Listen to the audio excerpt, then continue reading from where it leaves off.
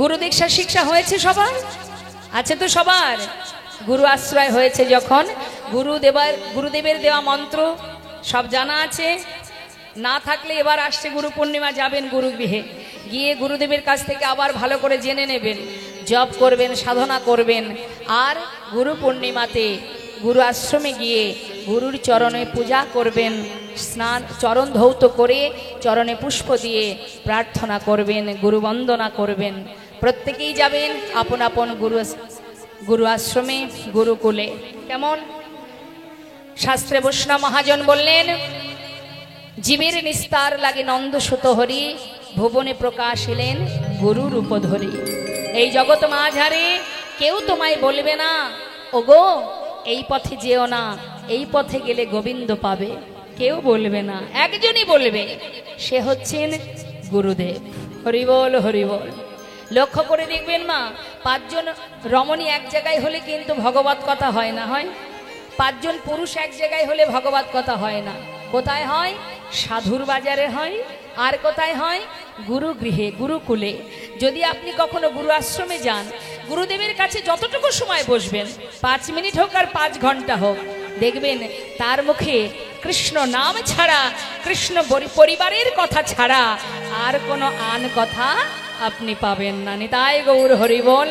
তাই তো মহাজন বললেন, ব্রহ্মাণ্ড ভ্রমিতে ভ্রমিতে যদি কোনো ভাগ্যবান জীব গুরু কৃষ্ণের প্রসাদে পায় ভক্তিলতা বীজ, মালি হয়ে সেই বীজ করে অর্পণ, শ্রবণে কীর্তনে জলে করায় সিঞ্চন। ক্রমে ক্রমে বাড়ে লতা ব্রহ্মাণ্ড ভেদি যায়, বিরজা ব্রহ্মাণ্ড ভেদি পরম ব্রহ্ম পায়। তদুপরি যায় লতা গোলক বৃন্দাবন, শ্রীকৃষ্ণ চরণ কল্প বৃক্ষে করায় আরোহণ।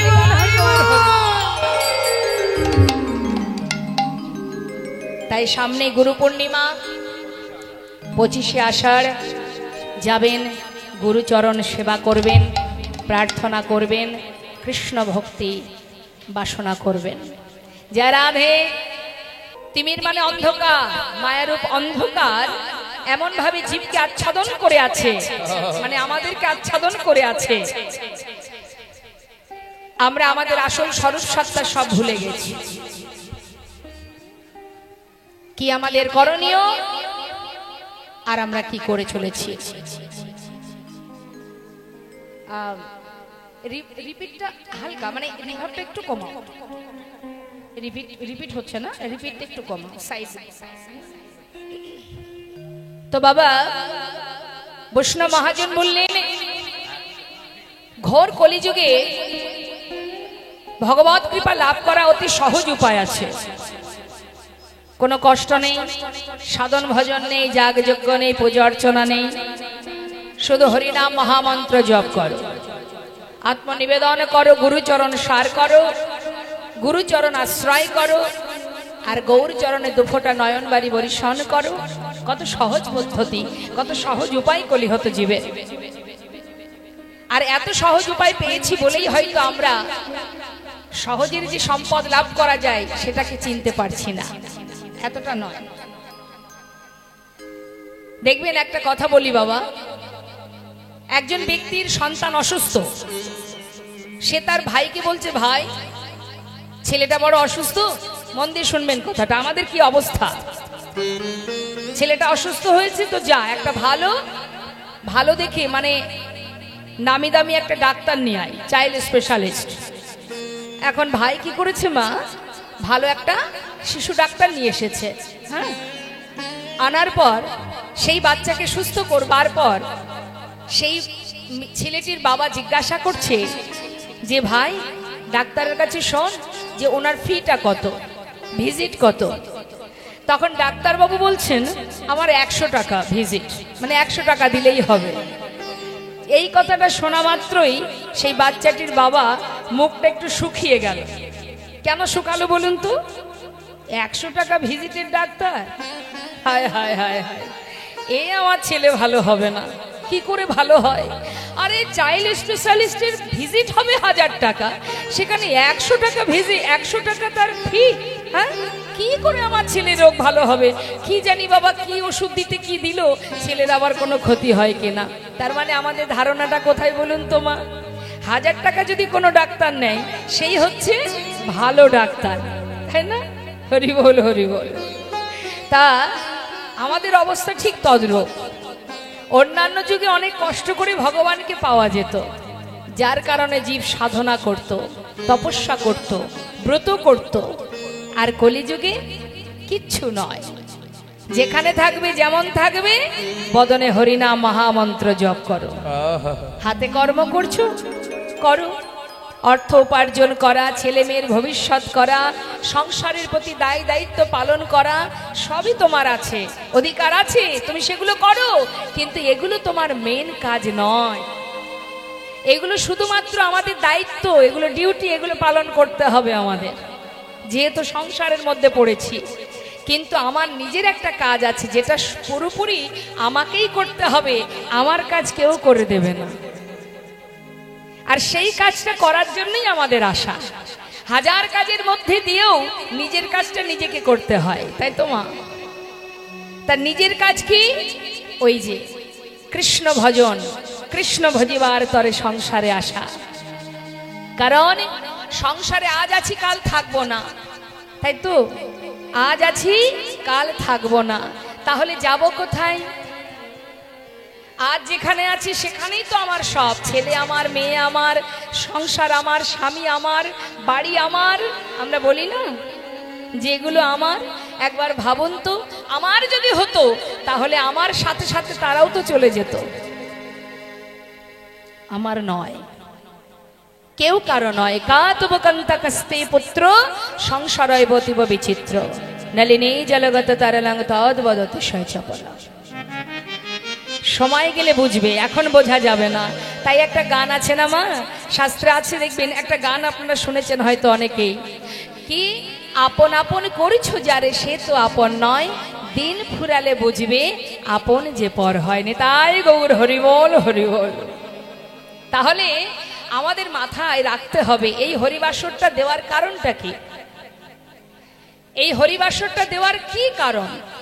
জীবের চেতনা দান করা, হরিনামামৃত আস্বাদন করানো, হরিনামামৃত নীলামৃত আস্বাদন করানো, যার থেকে জীবের কল্যাণ হবে, জীবের মঙ্গল হবে, আর জীব অন্ধকার থেকে আলোর পথ দেখতে পাবে।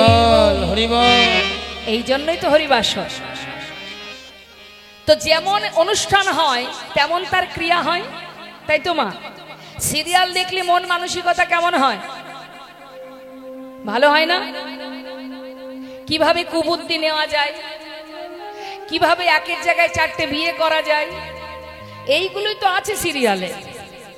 আবার যদি কেউ ফাংশনে যায়, ফাংশন হাঙ্গামা হয় যেখানে, মানে ফাংশনের নামই হচ্ছে হাঙ্গামা, হাঙ্গামা মানেই হাঙ্গামা, সেখানে যারাই যায় তারা ওই হাঙ্গামা করতেই যায়। নিতাই গৌর হরি বল। আর হরিবাসরে কারা আসে?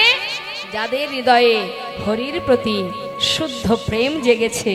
সে 5 মিনিট শুনুক আর 5 ঘন্টায় শুনুক, যদি হৃদয় মাঝে কৃষ্ণের প্রতি, গোবিন্দের প্রতি প্রেম তার হৃদয়ে না থাকবে, সে কখনো হরিবাসরে আসবে না। হরিবাসরে তারাই আসে যারা হরিকে ভালোবাসে। নিতাই গৌর হরি বল হরি বল। নাম ছাড়া কলিজীবের গতি নাই, গতি নাই, গতি নাই। যেখানে থাকো অপবিত্র পবিত্র বা সর্ববস্থাঙ্গত বিবা, যা সারি পুণ্ডরীকাক্ষ সবার জভ্যন্তর সূচি। আস্তে কি হয়েছে মা? আস্তে আস্তে আস্তে, কথা নয়। কি বলছে? বললেন হরিনাম ছাড়া কলিজীবের গতি নাই। নাম করো, হরিনাম করলে কি হয়? চিত্ত শুদ্ধ হয়। আর কি হয়? অজ্ঞানতার অন্ধকার দূরীভূত হয়, হাজার হাজার পাপ রাশি দূরীভূত হয়। কলিযুগে যদি কেউ হরিনাম করে তাতেই সে উদ্ধার হয়ে যায়। কারণ কলিযুগে পূজা অর্চনাও নেই, ধ্যান তপস্যা নেই, যাগযজ্ঞ নেই, শুধুমাত্র মহামন্ত্র জপ। আজ আমার হরিদাস ঠাকুর, যিনি দিনে 3 লক্ষ হরিনাম করতেন, মা মাসে 1 কোটিরও বেশি, তিনি হরিনাম করেই হরির চরণ লাভ করেছিলেন। একবার চিন্তা করুন, কলিযুগে আমাদের সময় খুবই কম, কলিহত জীবের পরমায়ু বেশি দিন নয়, আস্তে 100 বছর পরমায়ু কলিজীবের, তাও 100 বছর হয়তো নাও থাকতে পারি। কে জানে কতটুকু সময় আছে, কেউ বলতে পারবে? কেউ জানে না। কিছুদিন আগেই তো দেখলেন একটা দুর্ঘটনা ঘটে গেল, বিমান দুর্ঘটনা। কত স্বপ্ন ছিল তাদের জীবনে। আহমেদাবাদ, চিন্তা করে দেখুন একবার, সেখানে একটি পরিবার ছিল, অনেকেই ছিলেন, সব পরিবারে প্রাণ ত্যাগ করেছে, সবাই মারা গেছে। তা আমরাও জানি না কোথায় আমাদের শেষ মুহূর্ত। তাহলে আমাদের কি করা উচিত? যত সময় দেহে প্রাণ আছে, যিনি বিপদ ভঞ্জন মধুসূদন, তাকে স্মরণ করা, তার নাম জপ করা। তার জন্য আলাদা করে স্থান কাল পাত্র প্রয়োজন নেই। শাস্ত্রে বললেন, যখনই হরিকে স্মরণ করবে, হরিকে স্মরণ করা মাত্রই সেই মুহূর্তেই তোমার ভিতর বাহির পবিত্র হয়ে যাবে। তাহলে মা, নিঃশ্বাসের তো বিশ্বাস নেই, এখন আছে, একটু পরে নাও থাকতে পারে। আগে জানো তুমি কে, তোমার পরিচয় কি? কি আমার পরিচয়? আমি কে? আমার ঠিকানা কোথায়? আমি কোথা থেকে এসেছি, আবার যাব কোথায়? এগুলো জানতে হবে। যে ঠিকানায় বর্তমানে আছি, এটা তো আমার ঠিকানা নয়। আস্তে একবার গভীরভাবে এগুলো চিন্তা করতে হবে। যে ঠিকানায় আমরা বসবাস করছি, সেটাই কি আমার ঠিকানা? কি বলেন আপনারা? দুদিনের জন্য এই ঠিকানা একদিন ত্যাগ করে চলে যেতে হবে আমার নিজের ঠিকানায়। তাই তো শাস্ত্রে বলছে, সময় করিয়া পথটি ধরিয়া যেবা চলে দ্রুত গতি, সময়ের শেষে অনায়াসে সেজনে চলে যায় আপন বাসতে। করুণাময় গৌর হরি কলিহত জীবের ঘোর কলির দুর্দশা দেখে তিনি নিজে ভক্ত রূপে জীবের সাহায্য করবার জন্য, জীবকে উদ্ধার করার জন্য তিনি বললেন, ওরে জীব, কিচ্ছু করতে হবে না, দুটি বাহু তুলে আত্মনিবেদন করো আর দুফোঁটা নয়নবাড়ি বরিশন করো, বদনে হরি বল বলো। তার জন্য তাকেও অনেক আঘাত সহ্য করতে হয়েছে মা, শ্রীধাম নবদ্বীপের মাঝে। কিন্তু ধর্মের জয় তো চিরকাল। তিনি জীবকে উদ্ধার করবার জন্য অহরহ নিজে আচরণ করে হাতে ধরে পায়ে ধরে হরি নাম দিয়েছে। ওরে জীব, সময় গেলে আর পাবি না, একবার হরি বল বল, হরি বল, হরি বল। দেখুন কলিহত জীবের কি অবস্থা, একটু ছোট ছোট করে বলি, মন দিয়ে শুনুন।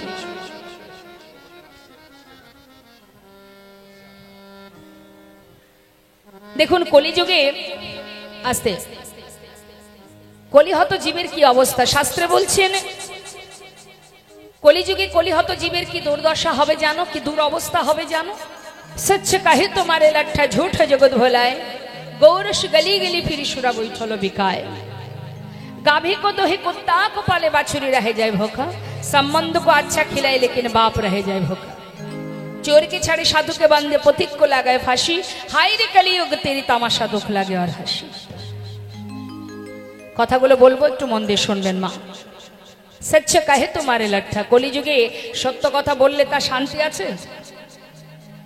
চোখের সামনে যে যত বড় অপরাধী করুক না কেন, যদি দেখেছেন কেউ অন্যায় করছে, সেখানে গিয়ে প্রতিবাদ করলেই বিপদ, বরং পিছন ফিরে আপনি চলে যাবেন, এক পাও সেখানে আর দাঁড়াবেন না, কারণ সত্য কথা বললে বিপদ। কলিযুগে যার মুখ দেখা উচিত নয়, যাকে ঘৃণা করা উচিত, কলিহত জীব বর্তমান কলিযুগে যার মুখ দর্শন করলে দিন খারাপ যাবে, তার কাছেই মাথা নত করে জীবকে চলতে হবে। কিন্তু যাদেরকে দর্শন করা উচিত, যাদের সম্মান করা উচিত, তারা সম্মান পায় কলিযুগে। কারা? সাধুগুরু বৈষ্ণবকে সম্মান করে বর্তমান কলিযুগ জীব কি করে? বরং দেখলেই কি বলে, হরে কৃষ্ণ হরে কৃষ্ণ, ঠাট্টা করে, ব্যঙ্গ করে, তাই না? তিরস্কার করে। লক্ষ্য করে দেখবেন মা বাবার কথা সন্তান শোনে না, বরং সন্তানের কথায় মা বাবাকে চলতে হয়। লক্ষ্য করে দেখবেন গুরুর কথা শিষ্য শোনে না, শিষ্যের কথায় গুরুকে চলতে হয়। দেখবেন স্বামীর কথায় স্ত্রী শোনে না, স্ত্রীর কথায় স্বামীকে চলতে হয়। এটা ঘোর কলির দশা। আমাদের যে কি দুর্দশা একবার ভাবার বিষয়, গভীরভাবে চিন্তা করুন। এগুলো একটাও ভালো লক্ষণ নয়। কি বললেন? ঝুট হয় জগৎ ভোলায়। ঝুট মানে মিথ্যা, অত্যাচার, অনাচার, দুরাচার, পাপাচার, ব্যভিচার জগৎটাকে ছেয়ে রেখেছে। তাই তো করুণাময় গৌরহরি বলেছিলেন, ঘোর কলিযুগে জীব পাপে আচ্ছন্ন হইয়া ব্যভিচারী হইবে জীব মায়ামোহে পড়িয়া। শোনো হে নারদ, আমি সেই জীব উদ্ধারিতে আপনি অবতীর্ণ হব এই নদিয়াতে। তার মানে আমাদের দুরবস্থা দেখে করুণাময় এসেছেন, আর তাকে ডেকেছেন কে? ভক্ত। কোন ভক্ত? অদ্বৈত আচার্য প্রভু। নিতাই গৌর হরি বল। এটা তো একটা কারণ মা। আর একটা কারণ কি দেখবেন, আমরা নিজের মা বাবাকে খেতে দিই না। অনেক পরিবারে আছে, সবার কথা বলবো না, অধিকাংশ জায়গায় বেশিরভাগ নিজের মাতা পিতাকে খেতে দিতে গেলে যেন অনেকটা চাপ মনে হয়, বোঝা হয়ে দাঁড়ায়, ভাগাভাগির ব্যাপার হয়ে যায়, তাই না? হরি বল। কিন্তু শাস্ত্রে বললেন সম্বন্ধ কো আচ্ছা খিলে লেকিন বাপ রহে যায় ভোখা। বাড়িতে যদি কোনো আত্মীয় স্বজন আসে, বন্ধু বান্ধব আসে, কিভাবে খুশি করব তাই নিয়ে সারাদিন ব্যস্ত থাকি, কিন্তু মা বাবার জায়গা হয় বৃদ্ধাশ্রমে। যারা দিনের পর দিন সন্তানকে নিজে না খেয়ে খাওয়িয়েছে, নিজে না ঘুমিয়ে ঘুম পড়িয়েছে, হাতে ধরে মানুষ করেছে, হাঁটতে শিখিয়েছে, বলতে শিখিয়েছে, সেই মা হয়ে গেছে শেষ জীবনের বোঝা। আর সেই মায়ের জায়গা কোথায়? মা, বিদেশে চাকরি করছি, বারবার তোমার কাছে আসতে পারবো না, বরং তুমি বৃদ্ধাশ্রমে তোমার জন্য একটা রুম ভাড়া করে দেব, হাজার হাজার টাকা দিয়ে রেখে দেব, খাবে দাবে ভজন করবে, ওইখানে থাকবে, তোমার চিন্তা নেই মা, আমি মাসে মাসে টাকা পাঠিয়ে দেব, তুমি ভালো থাকো, ভজন করো। ছেলে আমার পরিবার নিয়ে বিদেশে, আর মা রইলেন বৃদ্ধাশ্রমে, পিতা রইলেন বৃদ্ধাশ্রমে। বলুন তো মা, সন্তানকে মানুষ করা হয় কি জন্য? শেষ জীবনে বৃদ্ধাশ্রমে থাকার জন্য? ছেলে মেয়েকে মানুষ করা হয় কেন? কলিযুগের কি অবস্থা দেখুন। মা বাবা কি চায়? শেষ জীবনে কি চায়? টাকা চায়, অনেক বিশাল সুখ চায় না, শুধু তার পরিবার, তার সন্তান, সবার কাছে একটু ভালোবাসা, তাই না? সেখান থেকেও কলিহত জীব বঞ্চিত। তাহলে মা ভাবছো তুমি কার জন্য, কার কথা চিন্তা করছো? তোমার কথা সে ভাববে না। কাকে আপন মনে করছো? একবার চিন্তা করো, আপন যাকে ভাবছি সে কি সত্যি আমার আপন? হা হা। তাই তো শাস্ত্র বারবার বলছে, ওরে কাতব কান্তা কস্তে পুত্র সংসারয় বতিব বিচিত্র নলিনে জলগত তরলাং তদ্বদতি সচপল। পদ্ম পাতার ওপরে জলের বিন্দু যেমন টলমল করে মা, দূর থেকে দেখলে মনে হয় না এই মনে হয় পড়ে গেল। যদি কখনো পড়ে যায়, পদ্মের পাতায় জলের দাগ থাকে কিছু? তা যাদের জন্য আপনার জীবনে কৃষ্ণ বলার, হরি বলার, ভগবত সেবা দেওয়ার সময়টুকু খুঁজে পাচ্ছেন না, যার সুখের জন্য লক্ষ্য করে দেখবেন, যেদিন আপনার হৃদয় পদ্মের পাতা থেকে প্রাণ পাখিটা উড়ে চলে যাবে, বেশি দিন নয়, মাত্র কয়েকদিন, তারপরে আর দাগ থাকবে না। হৃদয় পদ্মের পাতায় প্রাণরূপ জলের বিন্দু টলমল করছে, কখন পড়ে যাবে কেউ জানে না। পড়ে যদি যায়, তোমার সঙ্গের সাথী কেউ হবে না, তোমার সাথী একজনই হবে, যার কথা দিন অন্তে একবার ভাবার সময় আমাদের হয়নি।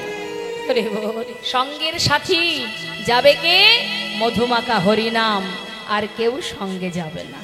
যাবে? যাবে না। তাই তো বলছে, হাই রে কলিযুগ তেরি তামাশা, দুঃখ লাগে আর হাসি। কখনো কষ্ট পায়, কখনো দুঃখ পায়, আবার কখনো হাসি পায়। ঘোর কলির দুর্দশা দেখে। তথাপিও মহাজন বললেন, ধন্য কলিযুগ ধন্য, অবতীর্ণ আমার শ্রী চৈতন্য। যে কলির এত দোষ, তাকে কেন বারবার ধন্য বলছেন বৈষ্ণব? কারণ আছে মা, দেখবেন যার যত দোষী, কারোর যদি অতিরিক্ত দোষ থাকে না, তার একটা হলেও ভালো গুণ থাকে। কি গুণ? কলিহত জীবের অনেক দোষ, তথাপিও শাস্ত্রে বললেন যে এই কলিযুগে, ঘোর কলিযুগের একটা মাহাত্ম্য আছে। জীব যত পাপই করুক না কেন, একবার যদি দুটি বাহু তুলে হরিবোল বলতে পারে, হাজার হাজার অপরাধ দূরীভূত হয়ে যায়। গৌর হরিবোল হরিবোল। ভক্তকে ফেলে রেখে প্রভু চলে যাচ্ছে, ভক্ত চিৎকার করে ডাকছে, গৌর হরি, গৌর হরি। একটু দাঁড়াও দয়াময়, একটু দাঁড়াও, হরিবল হরিবল। আমার একটা কথা শুনে যাও দয়াময়। জীবনের সর্বস্ব পরিত্যাগ করে আজ আমি তোমার কাছে এসেছি। আমার যে আর কেউ নেই গৌর হরি। ও প্রভু দয়াময়, একটা হরিতকে সঞ্চয়ের কারণে যে সাজা তুমি আমায় দিলে, বেশ চলে যাও তুমি, আমি তোমার সঙ্গী হতে চাই না। তবে তুমিও শুনে যাও, যদি মনে প্রাণে আমি তোমায় ডেকে থাকি, সদা সর্বদাই আমি তোমায় যদি স্মরণ করে থাকি। হরিবল হরিবল। আজ আমিও এই অগ্রদ্বীপের মাটিতে দাঁড়িয়ে কথা দিলাম, প্রতিজ্ঞা করলাম, চলে যাচ্ছ চলে যাও, তবে আমার ডাক যদি সঠিক হয়, আমার ভালোবাসা যদি সঠিক হয়, হরিবল হরিবল, তোমাকে আমার কাছে আবার ফিরে আসতে হবে। এই অগ্রদ্বীপের মাটিতে দাঁড়িয়ে আমি কথা দিলাম, আসতে তোমাকে হবে। কত দূরে যাবে তুমি যাও, তবে তুমিও শুনে যাও, তোমাকে এক পক্ষ কালের মধ্যে আমার কাছে আবার ফিরে আসতে হবে, আবার ফিরে আসতে হবে। হরিবল হরিবল। চলে যাও, যাও চলে, তুমি চাই না তোমার সঙ্গী হতে। চলে গেল প্রভু ভক্তগণকে নিয়ে, ধুলাই গড়াগড়ি দিয়ে কাঁদছে গোবিন্দ।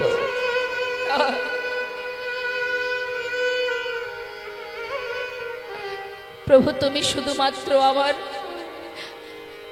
আমার মুখের কথাটাই শুনলে, আমার অন্তরের কথাটা একবারও জানতে চাইলে না, একবারও বুঝতে চাইলে না যে আমার যে তুমি ছাড়া আর কেউ নেই। প্রভু পথে বসে কাঁদছে, গ্রামবাসী দেখে চিনতে পেরেছে, আরে এ তো আমাদের পাড়ার ছেলে, পথের ধারে বসে বসে কাঁদছে, চলো কে ওর ঘরে পৌঁছে দিই। সবাই মিলে তাকে নিয়ে তার ঘরে পৌঁছে দিয়েছে মা। কিন্তু একবার ভেবে দেখুন তো, এতদিনে যে প্রভুর কাছে থেকে, গৌরহরির সাথে থেকে সঙ্গে চলেছে ফিরেছে, সে কি করে আর ঘরে তার মন বসবে? হরিবল হরিবল। এক পক্ষ কাল হয় 15 দিনে, দিন যায় যেন মনে হয় এক এক জনম কেটে যায়, এক মুহূর্ত স্থির থাকতে পারছে না। একবার ফিরে এসো দয়াময়, একবার ফিরে এসো, একবার কৃপা করো, একবার তোমার চরণে ঠাঁই দাও। কাছে দেখতে দেখতে 13 দিন যখন হয়েছে না মা, একদিন দুদিন তো নয়, 13টা দিন চলে গেছে, আর বোধহয় প্রভু আসবে না। সবাই বলে যার কেউ নেই তার ভগবান আছে। হরিবল হরিবল। আর যদি সেই প্রভুই তার চরণ থেকে আমাকে তাড়িয়ে দেয়, তার চরণেই যদি আমার কোন স্থান না থাকে, তাহলে আর কার জন্য পৃথিবীতে বেঁচে থাকবো? চাই না, আর বাঁচতে চাই না। গঙ্গার জলে নিজেকে বিসর্জন করে দেব, কেউ জানুক বা না জানুক। প্রভু তো জানে, তুমি তো জানবে দয়াল। তুমি আমায় ভুলে গেছো, আমি তোমায় ভুলিনি। তোমার নাম নিয়ে গঙ্গায় নিজেকে বিসর্জন করব। এক পা দুপা করে যাচ্ছে মা, গঙ্গার জলে নিজেকে বিসর্জন করতে। পথে যাচ্ছে আর হরিকে স্মরণ করছে। ভক্ত যদি মনে প্রাণে ভগবানকে ডাকে, ভগবান কোনোদিনই মা দূরে থাকতে পারবেন না। আমরা ডাকতে জানি না, তাই তাকে পাই না। ডাকতে জানতে হবে।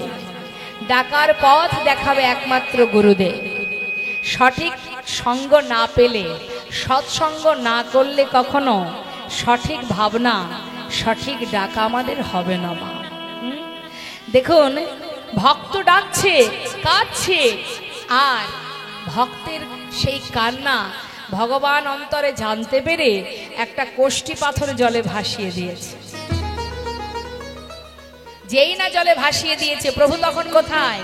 মালদাতে রামকেলি একটি জায়গা আছে, ওই রামকেলিতে গঙ্গার জলে একটা কোষ্ঠী পাথর ভাসিয়ে দিয়েছে। সেই পাথরটা ভাসতে ভাসতে আসছে কোথায়? অগ্রদ্বীপে। কেন? ভক্তকে রক্ষা করার জন্য। ভগবান বারবারই এসেছেন এই যুগে, এই ভারতবর্ষের মাটিতে যুগে যুগে। কেন এসেছেন? ভক্তকে রক্ষা করতে, দুষ্টদের নাশ করতে, সাধুদের পরিত্রাণ করতে, ধর্মকে রক্ষা করতে। যেই না পাঠিয়েছে, পাথরটা ভাসছে মা। কখনো শুনেছেন না দেখেছেন যে পাথর জলে ভাসে? নামের গুণে শোলা ডোবে, পাথর ভাসে জলে। তার প্রমাণ রামায়ণে। প্রভু রামচন্দ্র মা সীতাকে উদ্ধার করার সময় সমুদ্রের সাগরের উপরে পাথরের সেতু হয়েছিল, জানেন তো? তো বাবা, পাথর জলে ভাসে যদি গোবিন্দের কৃপা হয়। এখন পাথরটা ভাসতে ভাসতে এলো অগ্রদ্বীপের ঘাটে, আর সেই পাথরের গায়ে লেখা আছে কৃষ্ণ নাম, কিন্তু পাথরটির রং কি? কালো। এখন কালো পাথর তো, আর গোবিন্দ কাঁদছে, কাঁদতে কাঁদতে জলের মধ্যে যাচ্ছে, প্রাণ ত্যাগ করবে। এখন বারবার ওই পাথরটা এসে গায়ে লাগছে বলে সে ভেবেছে কোনো মরা পোড়ানো কাঠ। এই ভেবে, মরা পোড়ানো কাঠ মানে কি? কালো কালো কাঠ। এখন ওই পোড়া কাঠ ভেবে বারবার দূরে সরিয়ে দিচ্ছে, কিন্তু পাথরটা এসে কিন্তু যত দূরেই সরিয়ে দিক না কেন, বারবার ভাসতে ভাসতে তার গায়ে লাগছে। আর বারবার লাগছে বলে সেটাকে হাতে করে নিয়ে তীরে উঠে আবর্জনার ভিতরে ছুঁড়ে ফেলে দিয়ে হঠাৎ যেন দৈববাণী, গোবিন্দ তুমি ঘরে ফিরে যাও, নিজেকে বিসর্জন করো না। কে তুমি? আমার সামনে এসো। কে তুমি? আমায় বাধা দিলে। তুমি ঘরে ফিরে যাও গোবিন্দ। দৈববাণী শুনে আর মরা হলো না। কি করে হবে? ভক্তের কি মৃত্যু হবে গো? চলে গেল আবার গোবিন্দ নিজের ঘরে। 13 দিন পার হয়ে গেল মা, এবার এলো 14 দিন। কতদিনে এক পক্ষ কাল? 15 দিন, রইল বাকি একদিন। করুণাময় গৌর হরি ভক্তের আবার দর্শন দেবেন বলে ভক্তগণকে নিয়ে তিনি আবার এসে দাঁড়ালেন অগ্রদ্বীপে ওই গোবিন্দ ঘোষের ঘরের সামনে। গোবিন্দ, কে? কে তুমি? একবার দরজা খোলো। ভক্তের ভক্তি যদি পরিপূর্ণ হয় মা, ভক্তকে ভগবানের পিছনে ছুটা লাগে না, সে নিজেই সহ্য করতে না পেরে ভক্তের ভক্তি পাওয়ার জন্য ছুটে আসে ভক্তের কাছে। গোবিন্দ, দরজা খোলো। যেই না বলেছে সঙ্গে সঙ্গে গোবিন্দ দরজা খুলেছে, আর খুলে দেখছে বাইরে গৌরহরি চরণটা জড়িয়ে আছাড় খেয়ে পড়েছে। দয়াময়,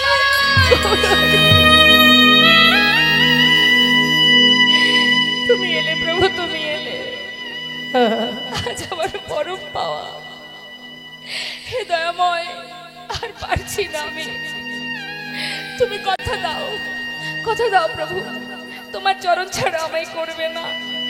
বলো তুমি আমায় করবে না প্রভু, করবে না, তোমার চরণে আমায় রাখবে। শান্ত হও, নিশ্চয়ই তোমাকে আমি সঙ্গ ছাড়া করব না। দয়াময়, আর আমি পারবো না তোমায় ছেড়ে থাকতে। ও গোবিন্দ, কথা দিলাম তো তোমায় ছেড়ে কোথাও যাব না, কিন্তু এবার বলো দেখি আমি আসবো তুমি জানতে না তো? আমাকে তো কেউ কিছু বলেনি। ও গোবিন্দ, গঙ্গায় ডুবে মরতে গিয়েছিলে? হ্যাঁ। তুমি কি করে জানলে প্রভু? আমি জানবো না, কে জানবে? আমি জানবো না তো জানবে কে? শোনো, সেখানে কিছু পেয়েছিলে? পেয়েছিলাম একটা পোড়া কাঠ। কোথায় সেটা? আবর্জনায়, আবর্জনার মধ্যে ফেলে রেখেছি। যাও শিগগিরই নিয়ে এসো। ছুটতে ছুটতে গঙ্গার ঘাটে গিয়ে আবর্জনার ভিতরে খুঁজে খুঁজে সেটাকে আবার পেয়ে হাতে করে তুলে দেখছে এটা তো কোষ্ঠী পাথর, গায়ে আবার কৃষ্ণ নাম লেখা। প্রভুর কাছে এসে বুকে জড়িয়ে ধরে বলছে, দয়াময়, এই ছিল তোমার আগমন বার্তা। আমি চিনতে পারিনি, বুঝতে পারিনি, আমি আবার ভুল করেছি। তুমি আমায় আর সাজা দিও না দয়াময়, আমায় ক্ষমা করো। শান্ত হও। কেন পাঠিয়েছি জানো? এটাই ছিল আমার আগমন বার্তা। এটা দিয়ে আমি তোমার ঘরে এক বিগ্রহ স্থাপন করে তার নাম দিয়ে প্রাণ প্রতিষ্ঠা করে দেব। এক ভাস্করে সে বিগ্রহ তৈরি করলেন মা, প্রাণ প্রতিষ্ঠা করে নাম দিলেন গোপীনাথ। শোনো, প্রতিদিন ভিক্ষা করবে, সঞ্চয় করে রেখো না, কিন্তু যা পাবে পুরোটা সেবায় দিয়ে দেবে। ও গোবিন্দ, প্রতিদিন তাকে সেবা দেবে। আর তোমার একা একা ঘরে ভালো লাগবে না, তাই আমি তোমায় বলে যাচ্ছি, তুমি বিবাহ করো। এতদিন এত কিছু পরীক্ষা করেও মা এখনো কিন্তু পরীক্ষা শেষ হয়নি। তাহলে একবার চিন্তা করুন, ভক্ত কাকে বলে? কত পরীক্ষা দিতে হয়, হ্যাঁ, কত কঠিন পরীক্ষা দিতে হয়। আর ভগবান তো ভক্তকে পরীক্ষা করবেই, তাই না? আমাদেরকে যদি কাঁদতেও হয়, আমাদেরকে যদি কষ্ট পেতে হয়, আপনি জানবেন যত কাঁদবো তত আমার জীবনের জানতে অজান্তে যত অপরাধ হয়ে আছে সেই অপরাধ খণ্ডন হয়ে যাচ্ছে। আর যত তুমি কাঁদবে, যত তোমার অপরাধ খণ্ডন হবে, একদিন তুমি পরিপূর্ণ পাপ থেকে মুক্তি পেয়ে, অপরাধ থেকে মুক্তি পেয়ে পরিপূর্ণ শুদ্ধ মনে গোবিন্দ চরণে পৌঁছাতে পারবে।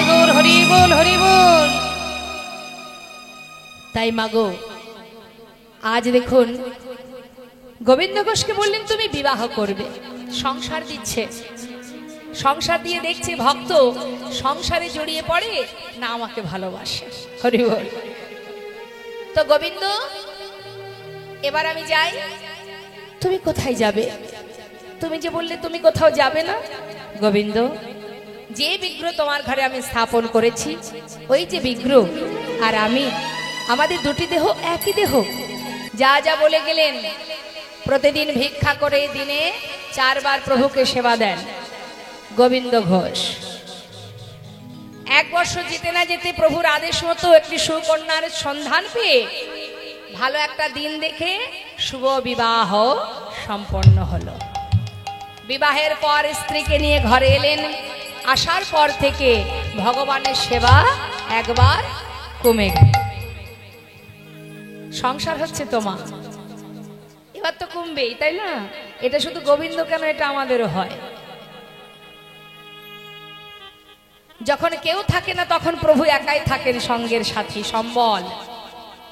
আর যখন প্রভু আমাদের একটা একটা করে সব কিছু দিতে থাকে, তখন প্রভুই একটু একটু করে দূরে সরে যায়। সময় কোথায়? সারাদিনে কত কাজ, ভগবানের সেবা দেব সময়টা কোথায়, তাই না? সংসারে কাজ না করলে তো রক্ষে নেই, কিন্তু ভগবানের কাছে রক্ষে আছে।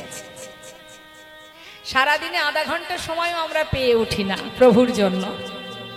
তথাপিও প্রভু বলেন, সন্তান ভুল করতে পারে, আমি কি অপরাধ গ্রহণ করতে পারি? তিনি বলেন, জীব যদি সারাদিনে একটি বার দুটি বাহু তুলে হরিবল বলে, আমি তাতেই সন্তুষ্ট। ভাবুন মা, এই জগৎ সংসারে আপনি অল্পেতে খুশি কোনোদিন কাউকে করতে পারবেন না।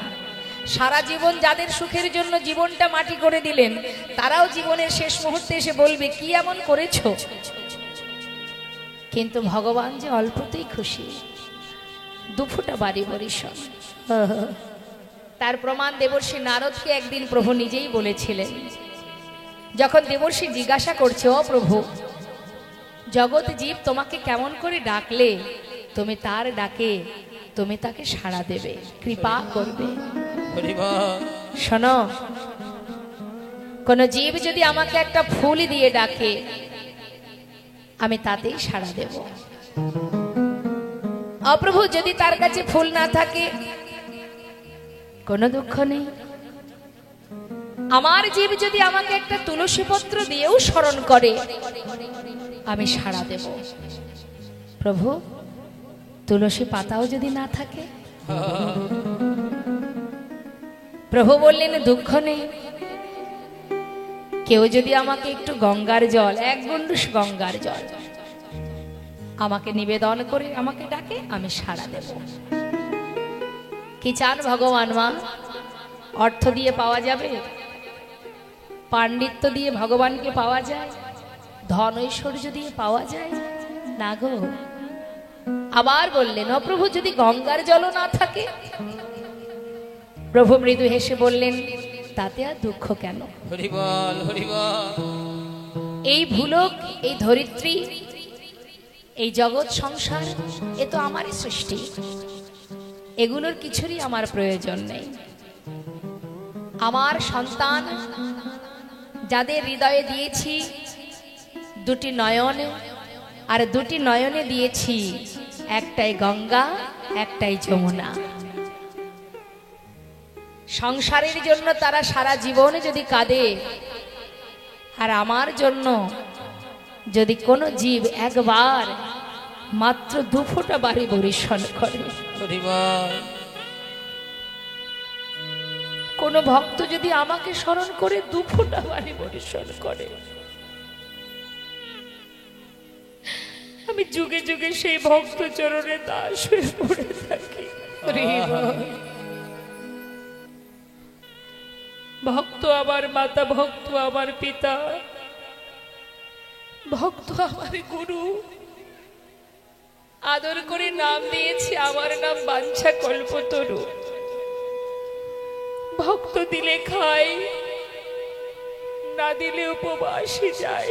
হরিবল হরিবল। ভক্তির হাতে প্রেমের ডোরি, ভক্ত আমাকে যেদিকে ঘোরায় আমি সেই দিকে ঘুরি। তাই গৌর হরিবল হরিবল।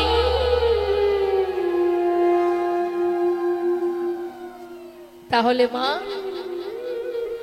কিছু লাগে ভগবানকে পেতে? শুধু প্রেম, শুদ্ধ ভালোবাসা, আর কিছু চান না প্রভু? পথে চলো, হরিনাম করো, সঙ্গের সাথী করো, সঙ্গের সম্বল করো। হে প্রভু, তুমি আমার সম্বল, তুমি আমার সাথী, তুমি আমার সব। আর কিচ্ছু দরকার নেই। রক্ষা করার মালিক তো একজনই আছে মা। কি? একবার চিন্তা করে দেখুন, বিমান দুর্ঘটনায় সবাই তো চলে যায়, একজন বেঁচে ছিলেন। এই পরিস্থিতিতে যে একজন বেঁচে আছে, এটা কি আমাদের ভাবার মধ্যে পড়ে? সম্ভব ভাবা যে একজন বেঁচে থাকবে? জানি না কোন সুকৃতির ফলে আজও সে ধরাতে মনুষ্যকুলে জন্ম পেয়ে আজও সে জীবিত আছে, এটা তার কৃপা। না হলে ওই পরিস্থিতিতে, ওই পরিস্থিতির মধ্যে যে সে বেঁচে আছে, সে নিজেই জানে না যে আমি মৃত না জীবিত। চোখ মেলে অবাক, সব দিকে সব দেহ পড়ে আছে। পাগলের ন্যায় সেখান থেকে বেরিয়েছে। চোখ বন্ধ থাকাকালীন ভেবেছে আমি বোধহয় আর নেই, খুলে দেখছে আমি এখনো বেঁচে আছি। তাই তো বললেন, রাখে হরি মারে কে, মারে হরি রাখে কে। সে যদি রাখে, এই পৃথিবীর কোনো শক্তি নেই তাকে মারার। আর সে যদি মারে, কারোরই প্রয়োজন হয় না মারতে। চিন্তা করুন একবার, দ্রৌপদীর কয় স্বামী মা? পঞ্চস্বামী। সভাতে যখন দ্রৌপদীর বস্ত্র হরণ হয়, তার আপনজন ছিলেন তো সেখানে, সবাই তো তার আপনজন, পরিবারের সবাই, 5 স্বামী, শ্বশুর সবাই ছিলেন। কে রক্ষা করেছিল তার মান? আমরা কখনো কখনো বলি না, আজ আমার কেউ নেই। দ্রৌপদীর তো সবাই ছিল সেখানে, কেউ কি ছুটে এসেছিল তার মান রক্ষা করতে? কে রেখেছিল? বিপদ ভঞ্জন মধুসূদন। বারবার জীবকে শিখিয়ে গেছে, দেখিয়ে গেছে, বুঝিয়ে গেছে, যুগে যুগে বুঝিয়ে গেছে যে তোকে রাখলে আমি রাখবো, তোকে নিলে আমিই নেব। তুই জগতে কোনো কিছুর উপরে ভরসা করিস না, কেউ তোকে রক্ষাও করতে পারবে না, কেউ তোকে মারতেও পারবে না। তাই ভরসার জায়গা আমাদের একটাই মা, একমাত্র গোবিন্দ। নির্ভরশীল করো, রাখো, ভরসা করো। পথে চলার সময় বদনে হরি নাম করো, কৃষ্ণ নাম করো, মন্ত্র জপ করো, শক্তি পাবে, জোর পাবে। হ্যাঁ, তাই তো মহাজন বলছে, ওরে জীব, তুলবি যদি ছানা মাখন সকাল সকাল তোল। শিশুকালে কৃষ্ণ ভজন, বৃদ্ধতে ভজনেতে বাধায় গণ্ডগোল। ডাকো প্রভুর চরণ স্মরণ করো, প্রভুকে জানাও, আত্মনিবেদন করো। যদি বলতে পারো, হে করুণাময় তুমি তো দয়াল, ভজন জানি না, সাধন জানি না, দুফোঁটা নয়ন জলে তোমার চরণে সঁপে দিলাম, তুমি একবার তোমার চরণে ঠাঁই দাও।